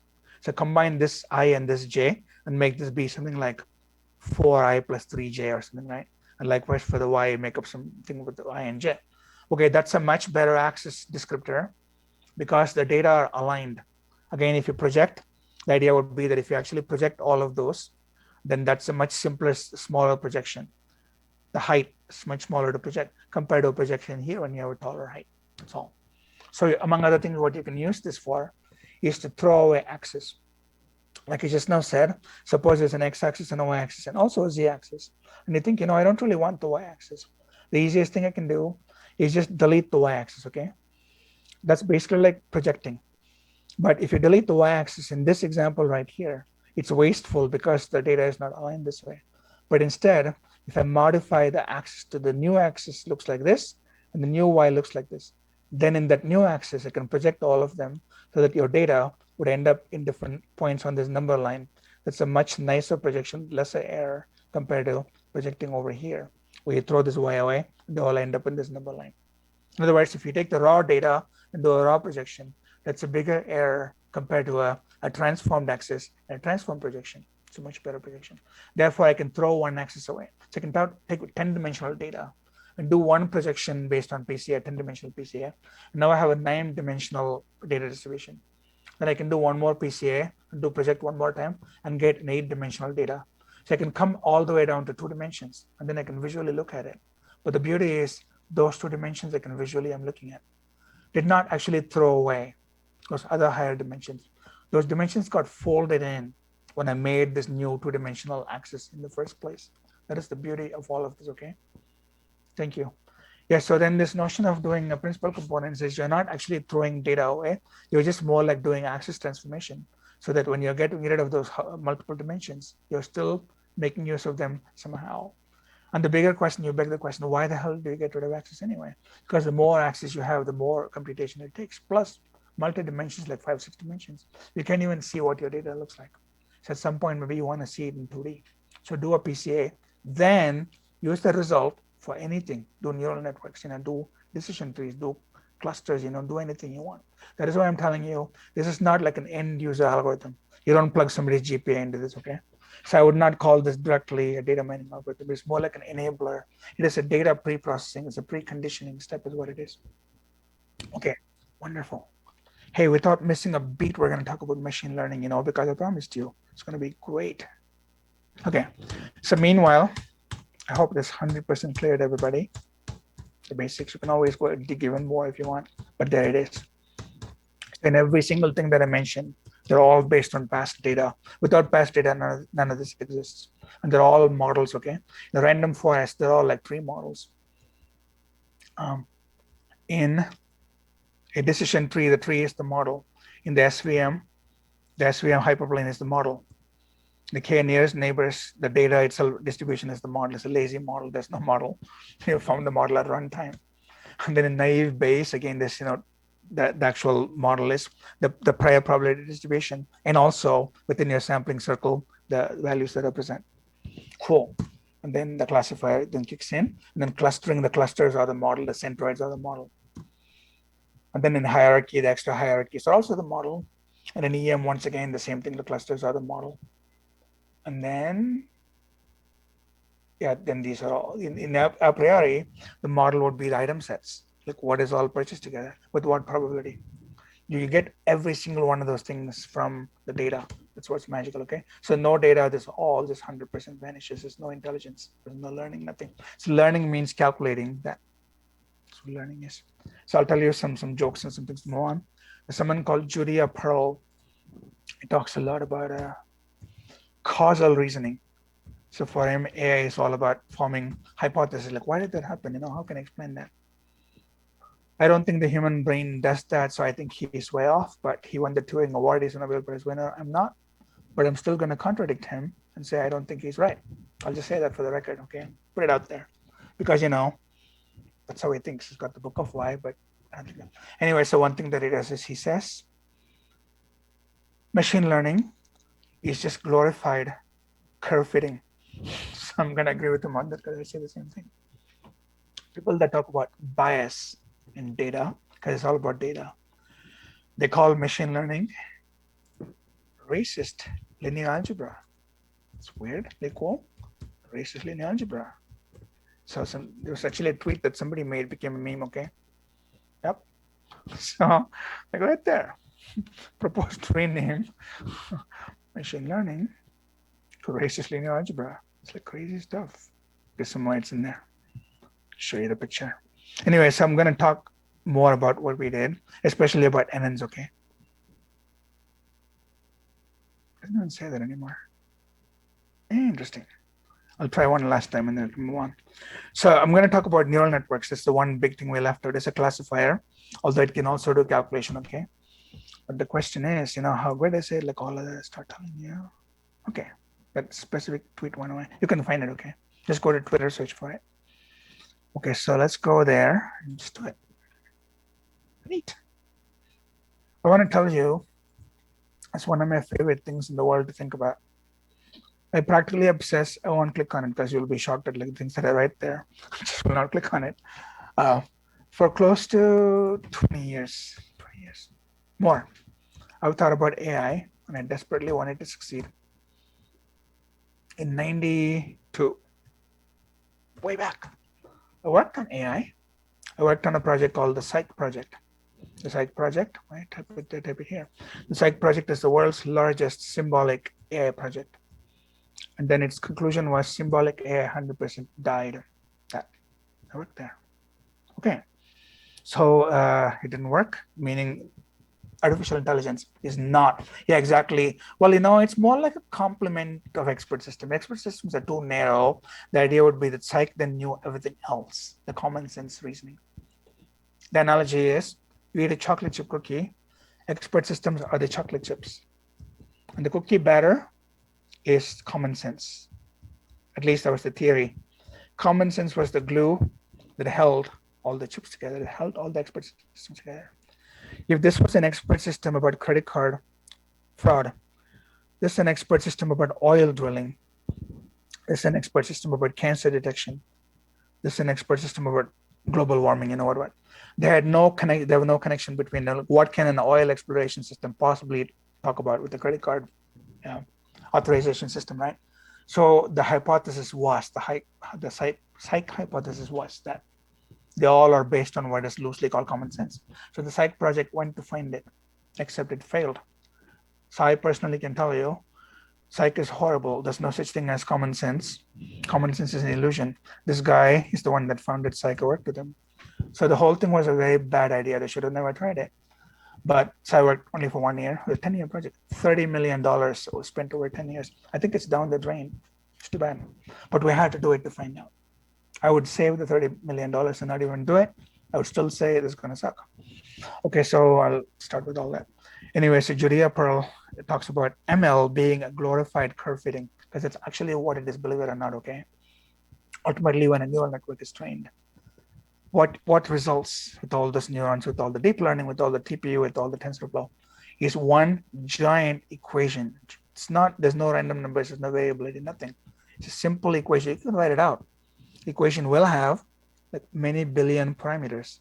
The equation will look like y equal to, get ready, okay, m0x0 plus m1x1 plus m2x2 plus m3x3, also combined with sigmoids. There's going to be the 1 over 1 plus e raised to negative x0, x1, x2, what. Okay, so, but you can write that equation out one giant piece of paper.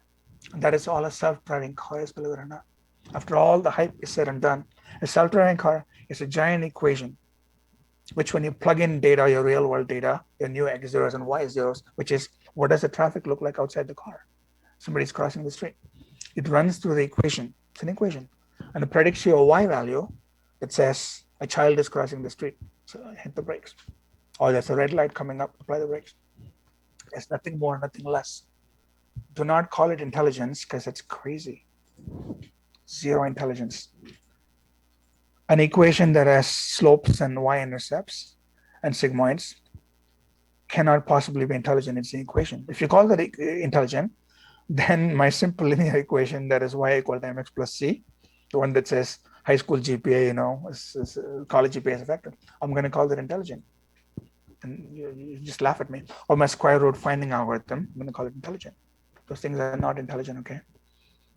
I mean, they're amazing algorithms, don't get me wrong, but they're not intelligent.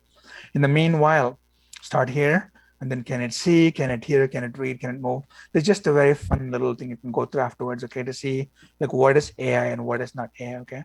So the long story short, TLDR for this is many things in the world today, like vision and NLP and all the things I'm going to tell you about, text mining, right? Many things, Alexa, voice processing, speech processing, are all considered double quotes AI. They all do have patterns in them, and the systems are quite good at computing what those patterns are, and then we can call it intelligent to that extent. They help you, there's no doubt. So I'm going to call it a BFD, but it's actually not a BFD. I'll convince you of that. Okay, so we'll keep going till 8 o'clock, take a little break, and then keep going more though. I have a lot to tell you. We'll do this next half next time, okay? Okay, so check this out first of all. No other animal in the world has been to outer space, duh, or invent farming that I can actually not be a nomad and walk from place to place in search of food. I can be in one place and grow my food. Or COVID-19, I just don't have to fall dead. I can go find a messenger RNA vaccine and go back in society again. Every single thing that you see around you was invented by somebody else right now. We live in a completely synthetic, invented environment. We use science, tech, engineering, math, which is what all this is about. So we also changed, like as we speak, my room is quite warm, 74 degrees, because I set the thermostat to 74. Animals do not do that. They have fur, or they go in a cave and burrow underground, but they cannot heat or cool the environment actively. They just cannot do that, okay? So it is amazing what we've done. Only human species have done all of this. And I'll even tell you why all this was possible by humans. Written and readable language. It's the one thing that distinguishes us. Other animals have language. Dogs bark and they communicate. Dolphins, whales can sing songs to each other, can comfort the young, don't cry. Okay, that's language, okay, we don't understand, but this language. But they cannot write something and maybe like die, pass away. And someone else comes along and reads it and goes, wow, look at this, I can use it. Only humans. That is the reason why we got thousands of years of civilization. All the math, from the Renaissance age. The Hindu, 0 from like 2000 years ago, right? And on, right? The Chinese medicine system. Okay, so we can just reuse like crazy, and here we are. Okay, but all of what humans have achieved, which is incredible, are all supposed to pale nothing compared to what machine intelligence can do. So it's a whole fantasy going back to many centuries when they built mechanical robots. The idea would be, what if the machine can be as smart as I am, can have a conversation with me? So now you have endless sci-fi movies, okay? So we don't have to get into that. So Hollywood is quite fond of this idea.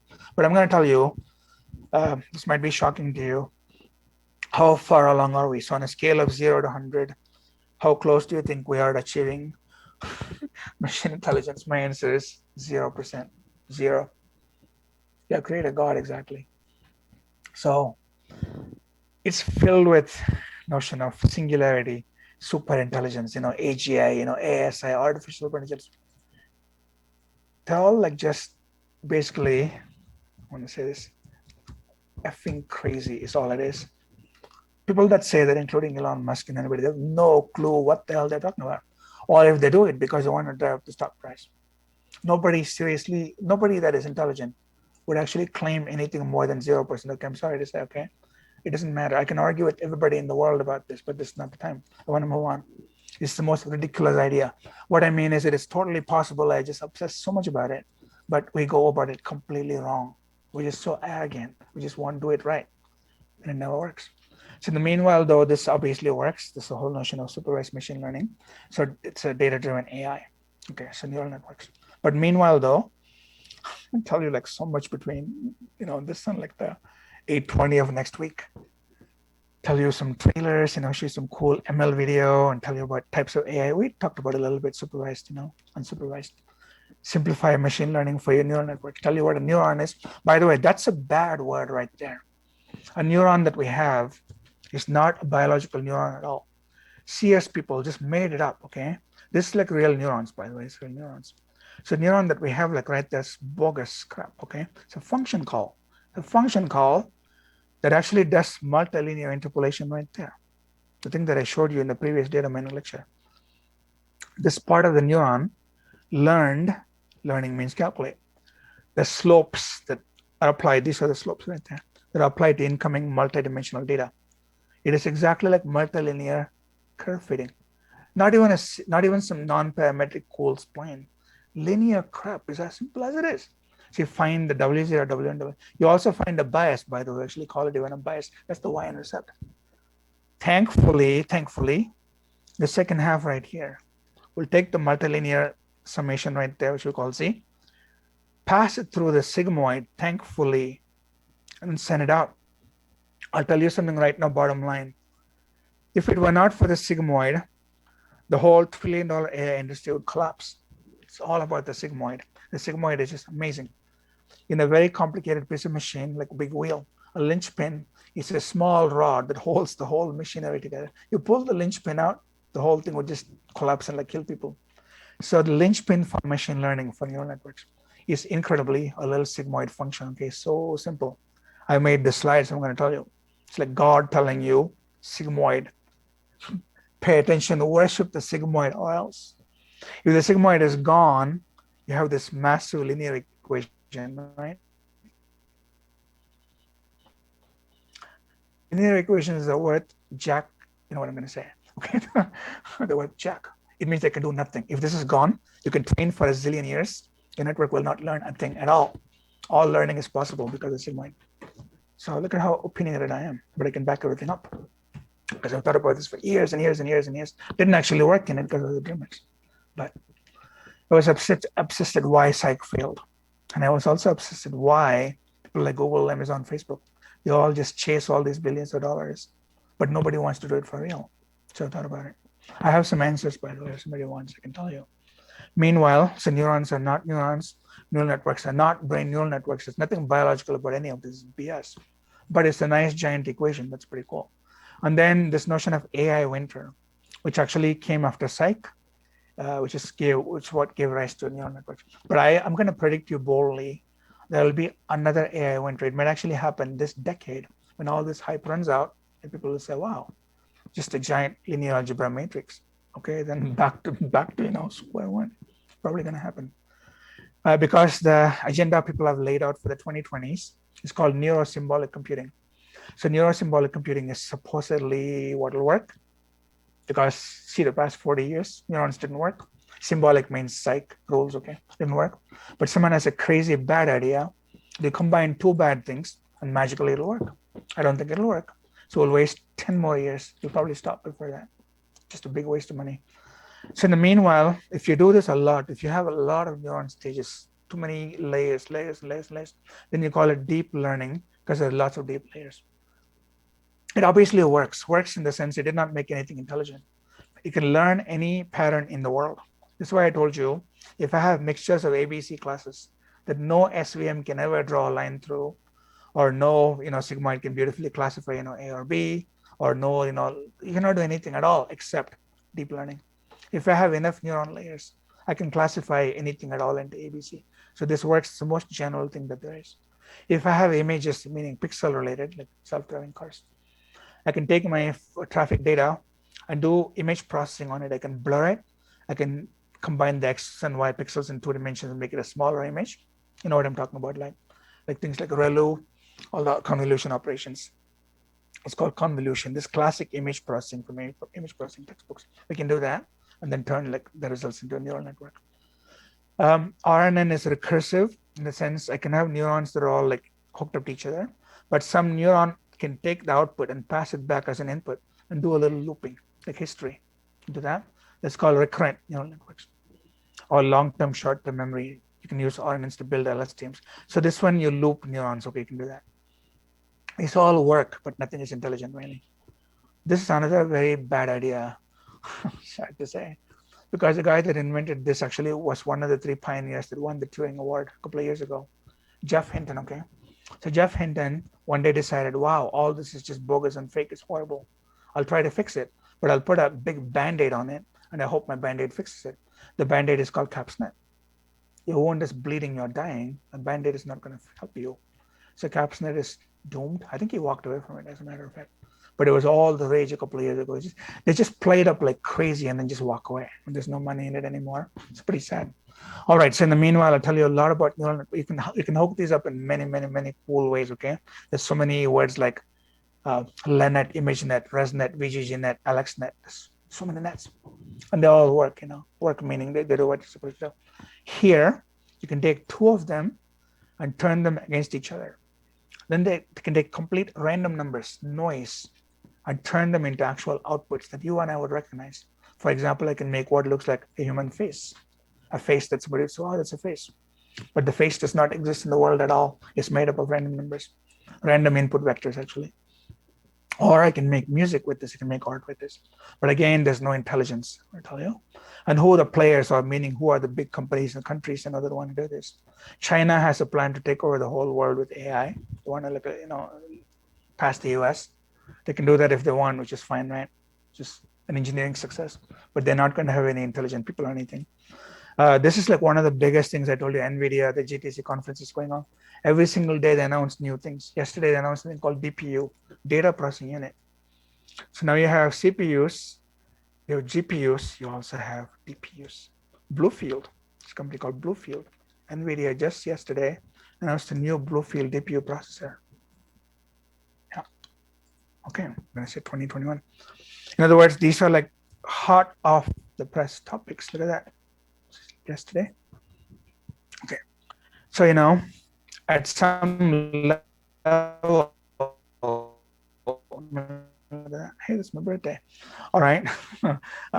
So $1 trillion, which is beautiful, but this will not become intelligent. You won't teach this class ever if this is all they do. Great. Hardware acceleration, things like NVIDIA.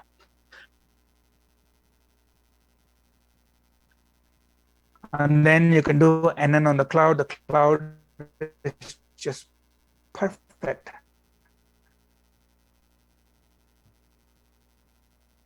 Okay. I don't know what that means. Unstable, sorry about that. What the hell? Okay. Yesterday, power and then it went out. I'm lucky, so hope it lasts for a little bit. First time in years that you lost power, like 1.5 years. What the hell? Yeah, right, exactly. So it's actually ARM based. So NVIDIA is slowly moving away from GPUs. They obviously have the GPUs, don't get me wrong, okay? But there's some kind of a bus that is actually gonna patch like CPUs and GPUs together. Cool. So more on that maybe if you have time. The cloud is basically infinite storage, just like for your homework, right? So obviously the cloud is a great place to train, great place to deploy your apps. But the opposite of cloud is the edge, where what if like right now the internet is lagging? Can I do a part of it on my phone or my USB accelerator? Those are called edge computing. So this exists. And then the big prize, meaning like, wow, what is in it for the winners? Yeah, there's a lot. And so what are people doing with currently? You might be surprised. People actually burn neural networks onto a plastic sheet and make what looks like a hologram. And then they take live data. So they point the hologram at the number 5. There's zero battery power. There's zero actual processing involved, purely by the faces that are by PHASE phase, the light field that is encoded in the sheets of plastic. On the other side, you get a signal. The detector might say there's a number 5, meaning I can do completely passive neural network detection with zero battery power if I know what I'm looking for. That's pretty cool. Okay, in the future, you can have labeling things that require literally zero power. Wow. So there's some neat things that are going on. Okay, and entire countries are pitted against each other in the US, European Union, India, China. The whole danger is not because it's going to become super intelligent. I told you it is 0% intelligent, but danger because we get so carried away, do pretty dumb things with this, such as have a flying machine gun with a helicopter or with a video camera looking down and doing computer vision, doing all this, and deciding all of a sudden, wow, there's an enemy. Fire at them and blow their head off. And you find out that you killed your own commander. The AI screwed up. Like, wow. Okay, that's pretty crazy that we're willing to do very scary things because we're so dumb. I want to tell you that. Autonomousweapons.org. What's it called? Autonomousweapons.org. And watch the video. Like, holy shit. We should never be doing any of this at all. Okay. So then how can you find out more? And I can tell you like even more than all this. So I have like a lot to tell you. The thing that I'm leaving out exists in machine learning courses. I cannot obviously poach that. Okay. I'm going to give you this PDF, by the way, so you don't have to buy that. So we leave out the math. This is not what we should be doing. We'll like spend a lot of time on the math. It's not very hard, by the way. There's so much of partial derivatives, again, because you're trying to minimize like an error in those weights, okay, in those slopes, for example. So there's minima and maxima calculations. There's a ton of linear algebra involved because all those neurons are laid out like a giant matrix, and all the incoming data, such as traffic words, are laid out like a vector. So it's doing dot products over and over and over again. So doing a ton of dot products, a ton of matrix multiplication. Convolution also look like dot products. So dot products and partial derivatives. That's all there is to this. You can do anything. Turn molecules into results. Some drug detection neural network in an airport can possibly do this someday and find out if somebody has a bomb in their suitcase. We use dogs. Dogs have pretty amazing noses, but you have neural network noses these days. Okay. They can smell coffee, wine, chocolate, and classify. like sommeliers, you used to do by hand. Then you have all these courses you can take, and then all the math, the statistics, probability, linear algebra, calculus. This is what I told you. This all just comes from the fact that you've got lots of data. You need to sample it. You need to find the distribution of the data. So between this and this and this, you have 100% machine learning, data mining, data science math. So just get good at that. And I even tell you exactly why, okay? You want to sample, suppose you have way too much data, you cannot possibly analyze it, train it all. So you need to sample fairly. That's where the statistics comes in. And then simulation. So say you have fake data you want to simulate. You can have your own probability distribution. Linear algebra, I just now told you, it's all in neural networks. And then like dot products. And then calculus is all about optimization. Cool. So it's not that much. Okay, start watching this. In 2 minutes, we can take a 5-minute break, okay? This is pretty neat, in terms of a slick video about what it can do. So if you ignore the philosophical idea that there's no intelligence here, what it actually does is pretty impressive. It's cool. Please keep those two separate.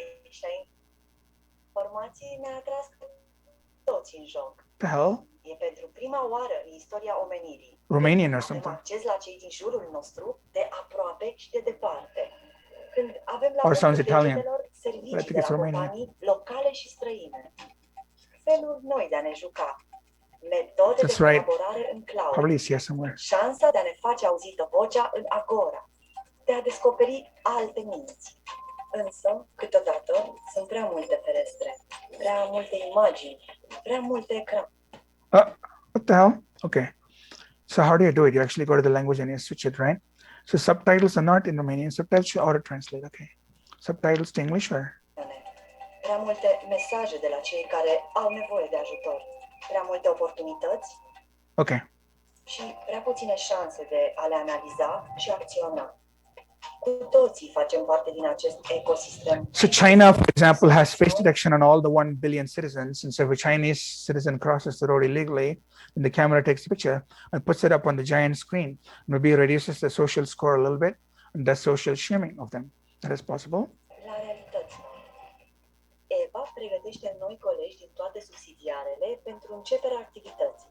Pentru ea, securitatea, conectivitatea și productivitatea merg mână în mână. I'm going to say saying with Tata from now on. Trecea ore întregi cu gestionarea conturilor de acces. Însă acum, colegii ei se conectează la conferința video, biometric, și au acces securizat și personalizat la informații. Okay, so I'm going to skip, okay? Organizați, instant în programul de contabilitate, pe când să verifice cartofii bio pe care... It's all very cool, by the way. You can use it to classify potatoes. You can use it to find out soil moisture, if you should water, your farm or not. All kinds of patterns, clearly. Și recoltarea cartofilor. You can even go and find out like where weeds are, actually pull the weeds out. You can actually do a little squirting of herbicide and kill just the weed, but not your strawberry plant. Or you can very delicately reach out and pick only ripe strawberries, but not unripe strawberries. So you can do a lot of elimination of manual labor, which can be good and bad. Then you need universal basic income because millions of people won't have anything to do. Like all of that. De care doar oamenii știu să se ocupe cu grijă. Întreținerea relației cu partenerii. All right. Și dezvoltarea afacerii. It's 8 De o'clock. la activități So look în at that. care oamenii se îndeletniceau din vremuri străvechi până la domenii emergente, tehnologia schimbă regulile jocului. Pentru că astăzi avem un aliat comun care preia munca repetitivă ori copleșitoare.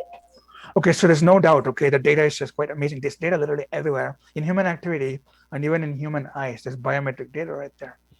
So as soon as things start to learn the patterns, forget your passwords forever. Just look at something that's going to authenticate you. Again, in places like China, this already works, okay? Biometric and authentication and so on. Your iPhone does, for example, your face and Află astăzi.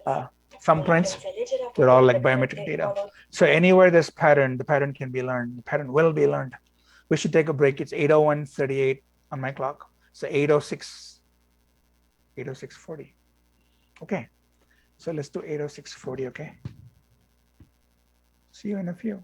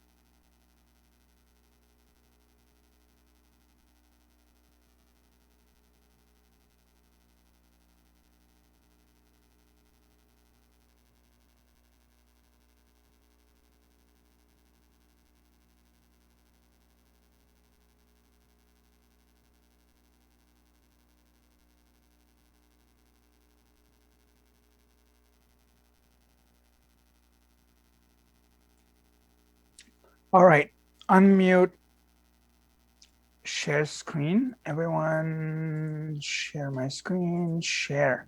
Hey, cool. Okay, so I'm gonna put up the chat again and get rid of this little window here. More, hide, floating controls. Cool. So I wanna watch a tiny bit more video with you, but I wanna preface it with the following, what I wanna tell you. If we get to about 8 slides today, but by 8:20, it'll actually be good, okay? We don't need to rush it. It's actually super important. It'll be with you your whole life. So might as well, if you want, spend time and learn it right. Because I'm trying to give you the foundation, database foundation. First of all, let me tell you this: PBS, or US NPR, visual version of NPR, National Public Radio, public broadcasting system. So they, WGBH in Boston, this TV station, made an amazingly cool documentary recently. It's called In the Age of AI. It's about 2 hours. Watch every second, okay? So my friend said, just to do it. So I'm going to show you that a tiny bit. We'll watch a little bit more than a minute because it is super cool how it even opens, okay? It's the tale of two countries. You know which ones I'm going to talk about? So you know which ones they are. Okay.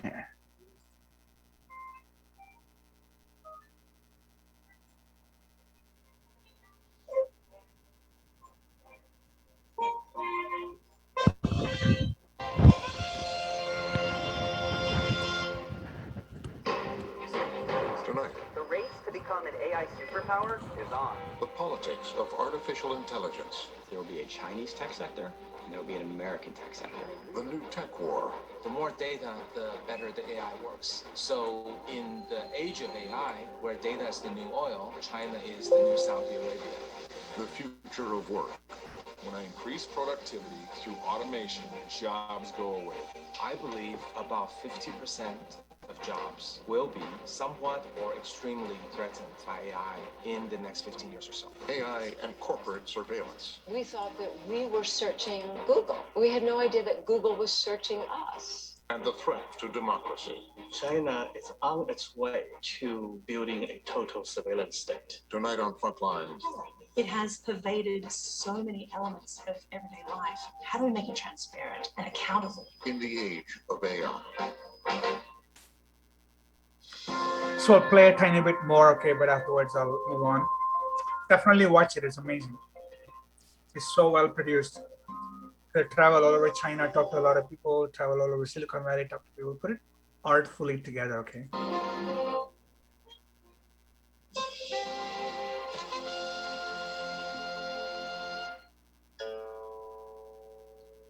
So this is also sadly fake, but what happened was, it's an echo of what happened almost 20 years ago. I'll briefly tell you the story about this because you need to know.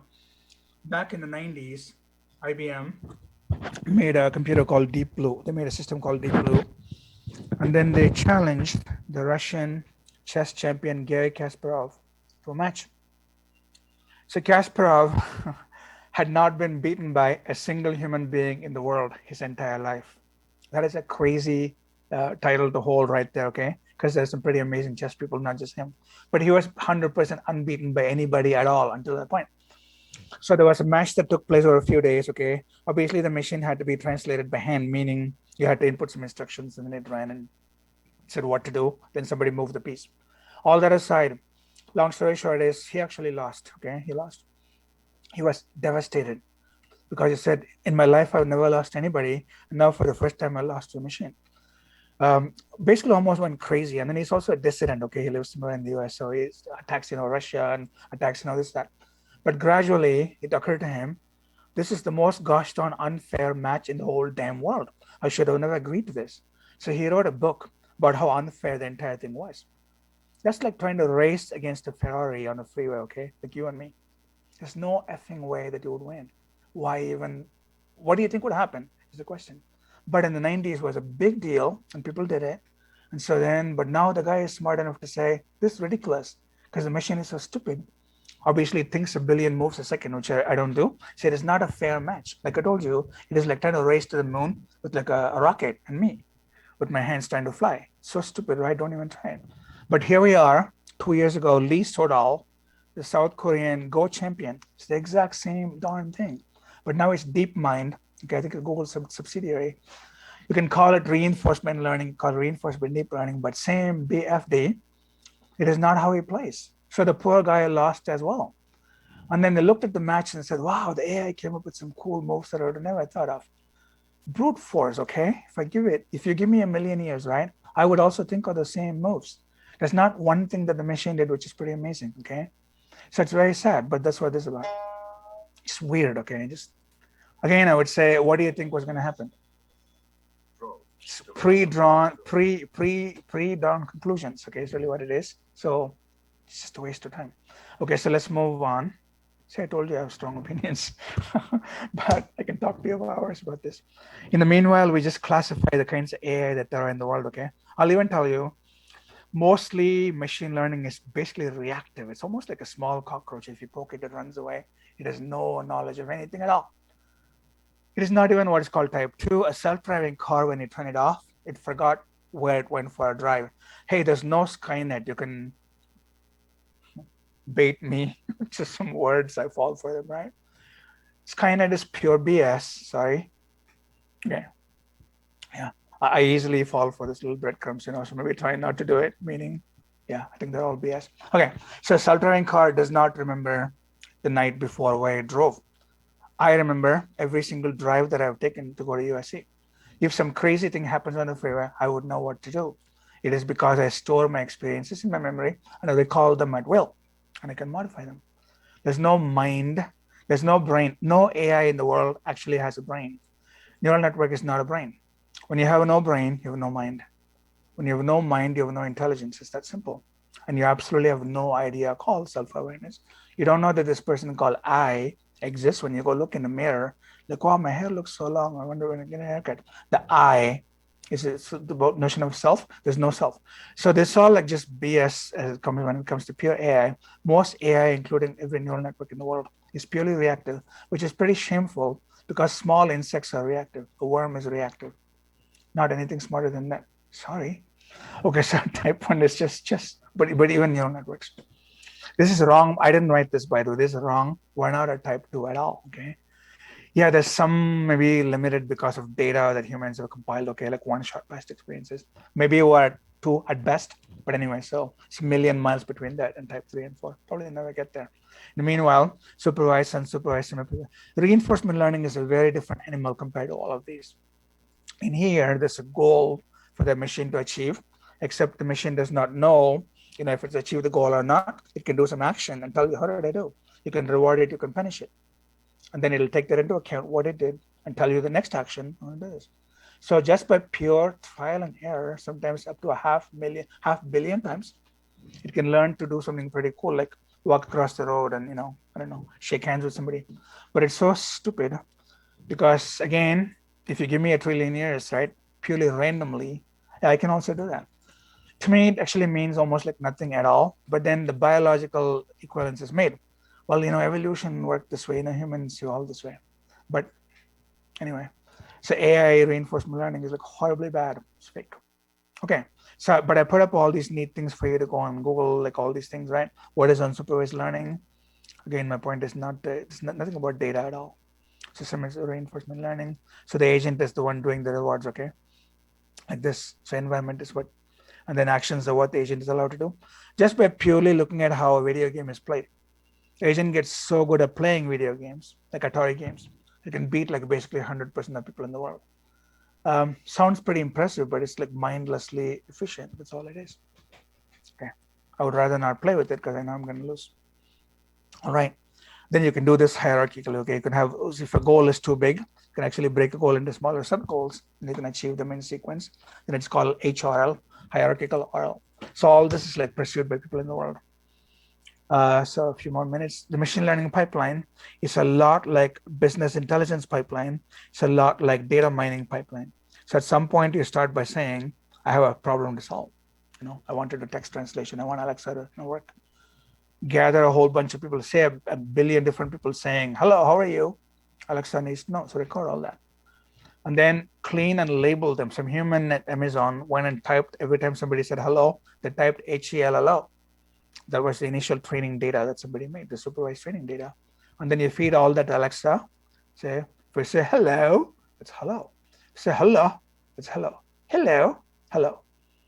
That's how she actually learns. If you say with your accent the word hello, it means hello.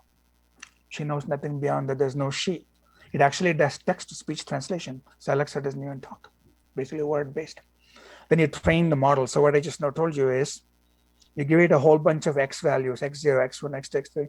You also give it a Y value. That is a fully known sample. The second data sample, I know all the X values. I know the Y value. All the X values, the Y value, all the X values. That is called your initial data set. There's some pattern between all the X's and Y. Those Y's are that way. You learn the pattern. Machine learns what the pattern was. Then the goal would be you give it some new X values and it'll predict you the Y value. It's called training, okay? To calculate. So what is being calculated is for all the so-called neurons. Each neuron is like a little linear regression deal, where all the inputs to a neuron can have many inputs. X0, X1, X2, X3, the multidimensional data coming in.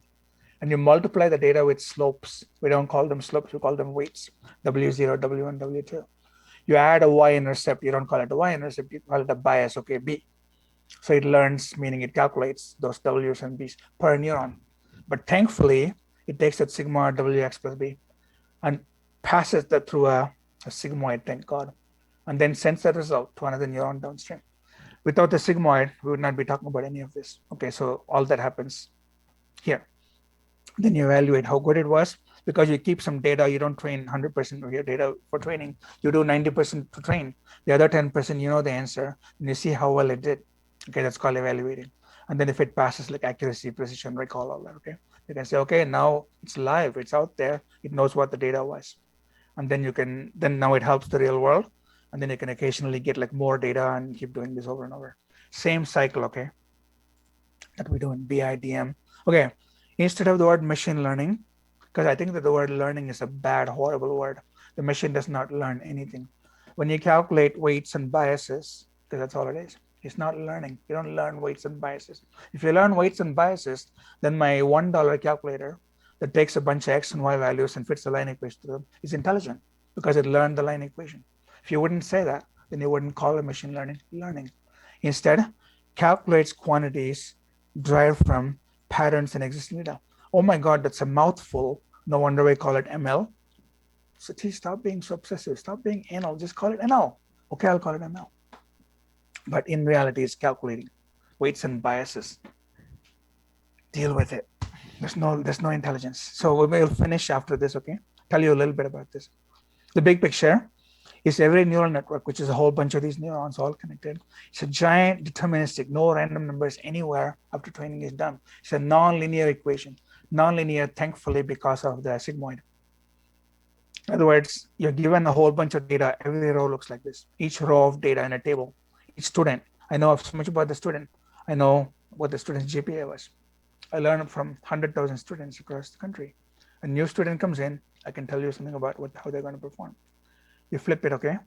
Meaning you take all the data that you have and past values and learn the pattern. So when a new person comes in, all you're doing is calculating y. Just plug it in the linear equation and do non-linear sigmoid. You'll get it. So every row is a training piece of data. What is y? So then when a new piece comes in, you ask what is y? So you evaluate the function. What is f? Okay, yes, f. So how do you calculate the function? Meaning, how do you learn? Keep the word, using the word learning. How do you learn the weights? Lots and lots and lots, billions, if not trillions of pieces of data. GPT-3 has several hundreds of billions of text pieces of words ingested. Google has an even bigger system already. It has like 1.2 trillion parameters, even bigger piece of data. But it's not going to make it any more intelligent. It's still just as stupid. You can give it all data humanity has ever had. It'll never become intelligent. Never. Okay. So this we can go on next week. What happens is, how do you then learn the weights? Okay. Again, it's all random numbers. Initially, the weights are completely random. All these weights are completely random. So it knows nothing about your pattern.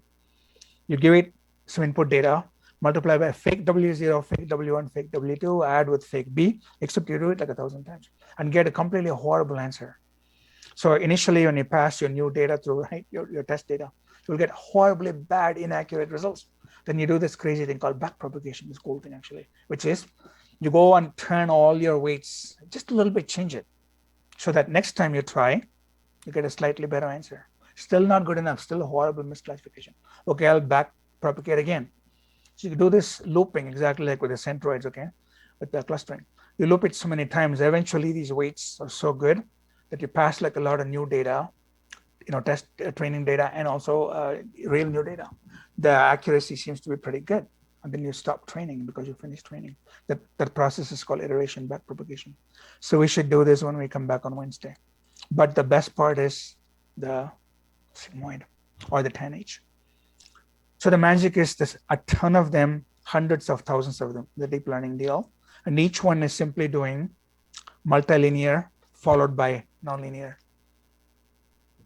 I'll leave you with only 1/3 is out of time. The Fourier synthesis, the Fourier analysis, Fourier transform. It's the exact analogy. In the Fourier transform, I can take a very complex signal, which is like an input data, and break it down into a whole, this is my complex data right there.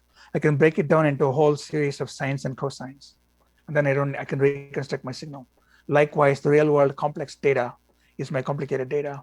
And all the neurons that are learning their weights and their biases, or like learning the A zeros and B zeros of the Fourier coefficient, okay? That's pretty much it. So then once you have the Fourier coefficients, I can use sines and cosines for reconstructing my data. That is it. I hated the AI hype. Well, good for you. You and I can talk for like years, actually. You have no idea how intensely I hate the hype, okay? Yeah, good. Well, you had a strong doubt that this is all bogus, it's all BS, okay? Because it is BS. And the companies that play it up, basically shame on them, like Microsoft and Facebook and Amazon, right? All of them. They have like great scientists, okay? But they've sold their soul to the devil because they want to make billions of dollars. So why would they tell you that Siri is fake? They want you to ask Siri, will you marry me? Okay?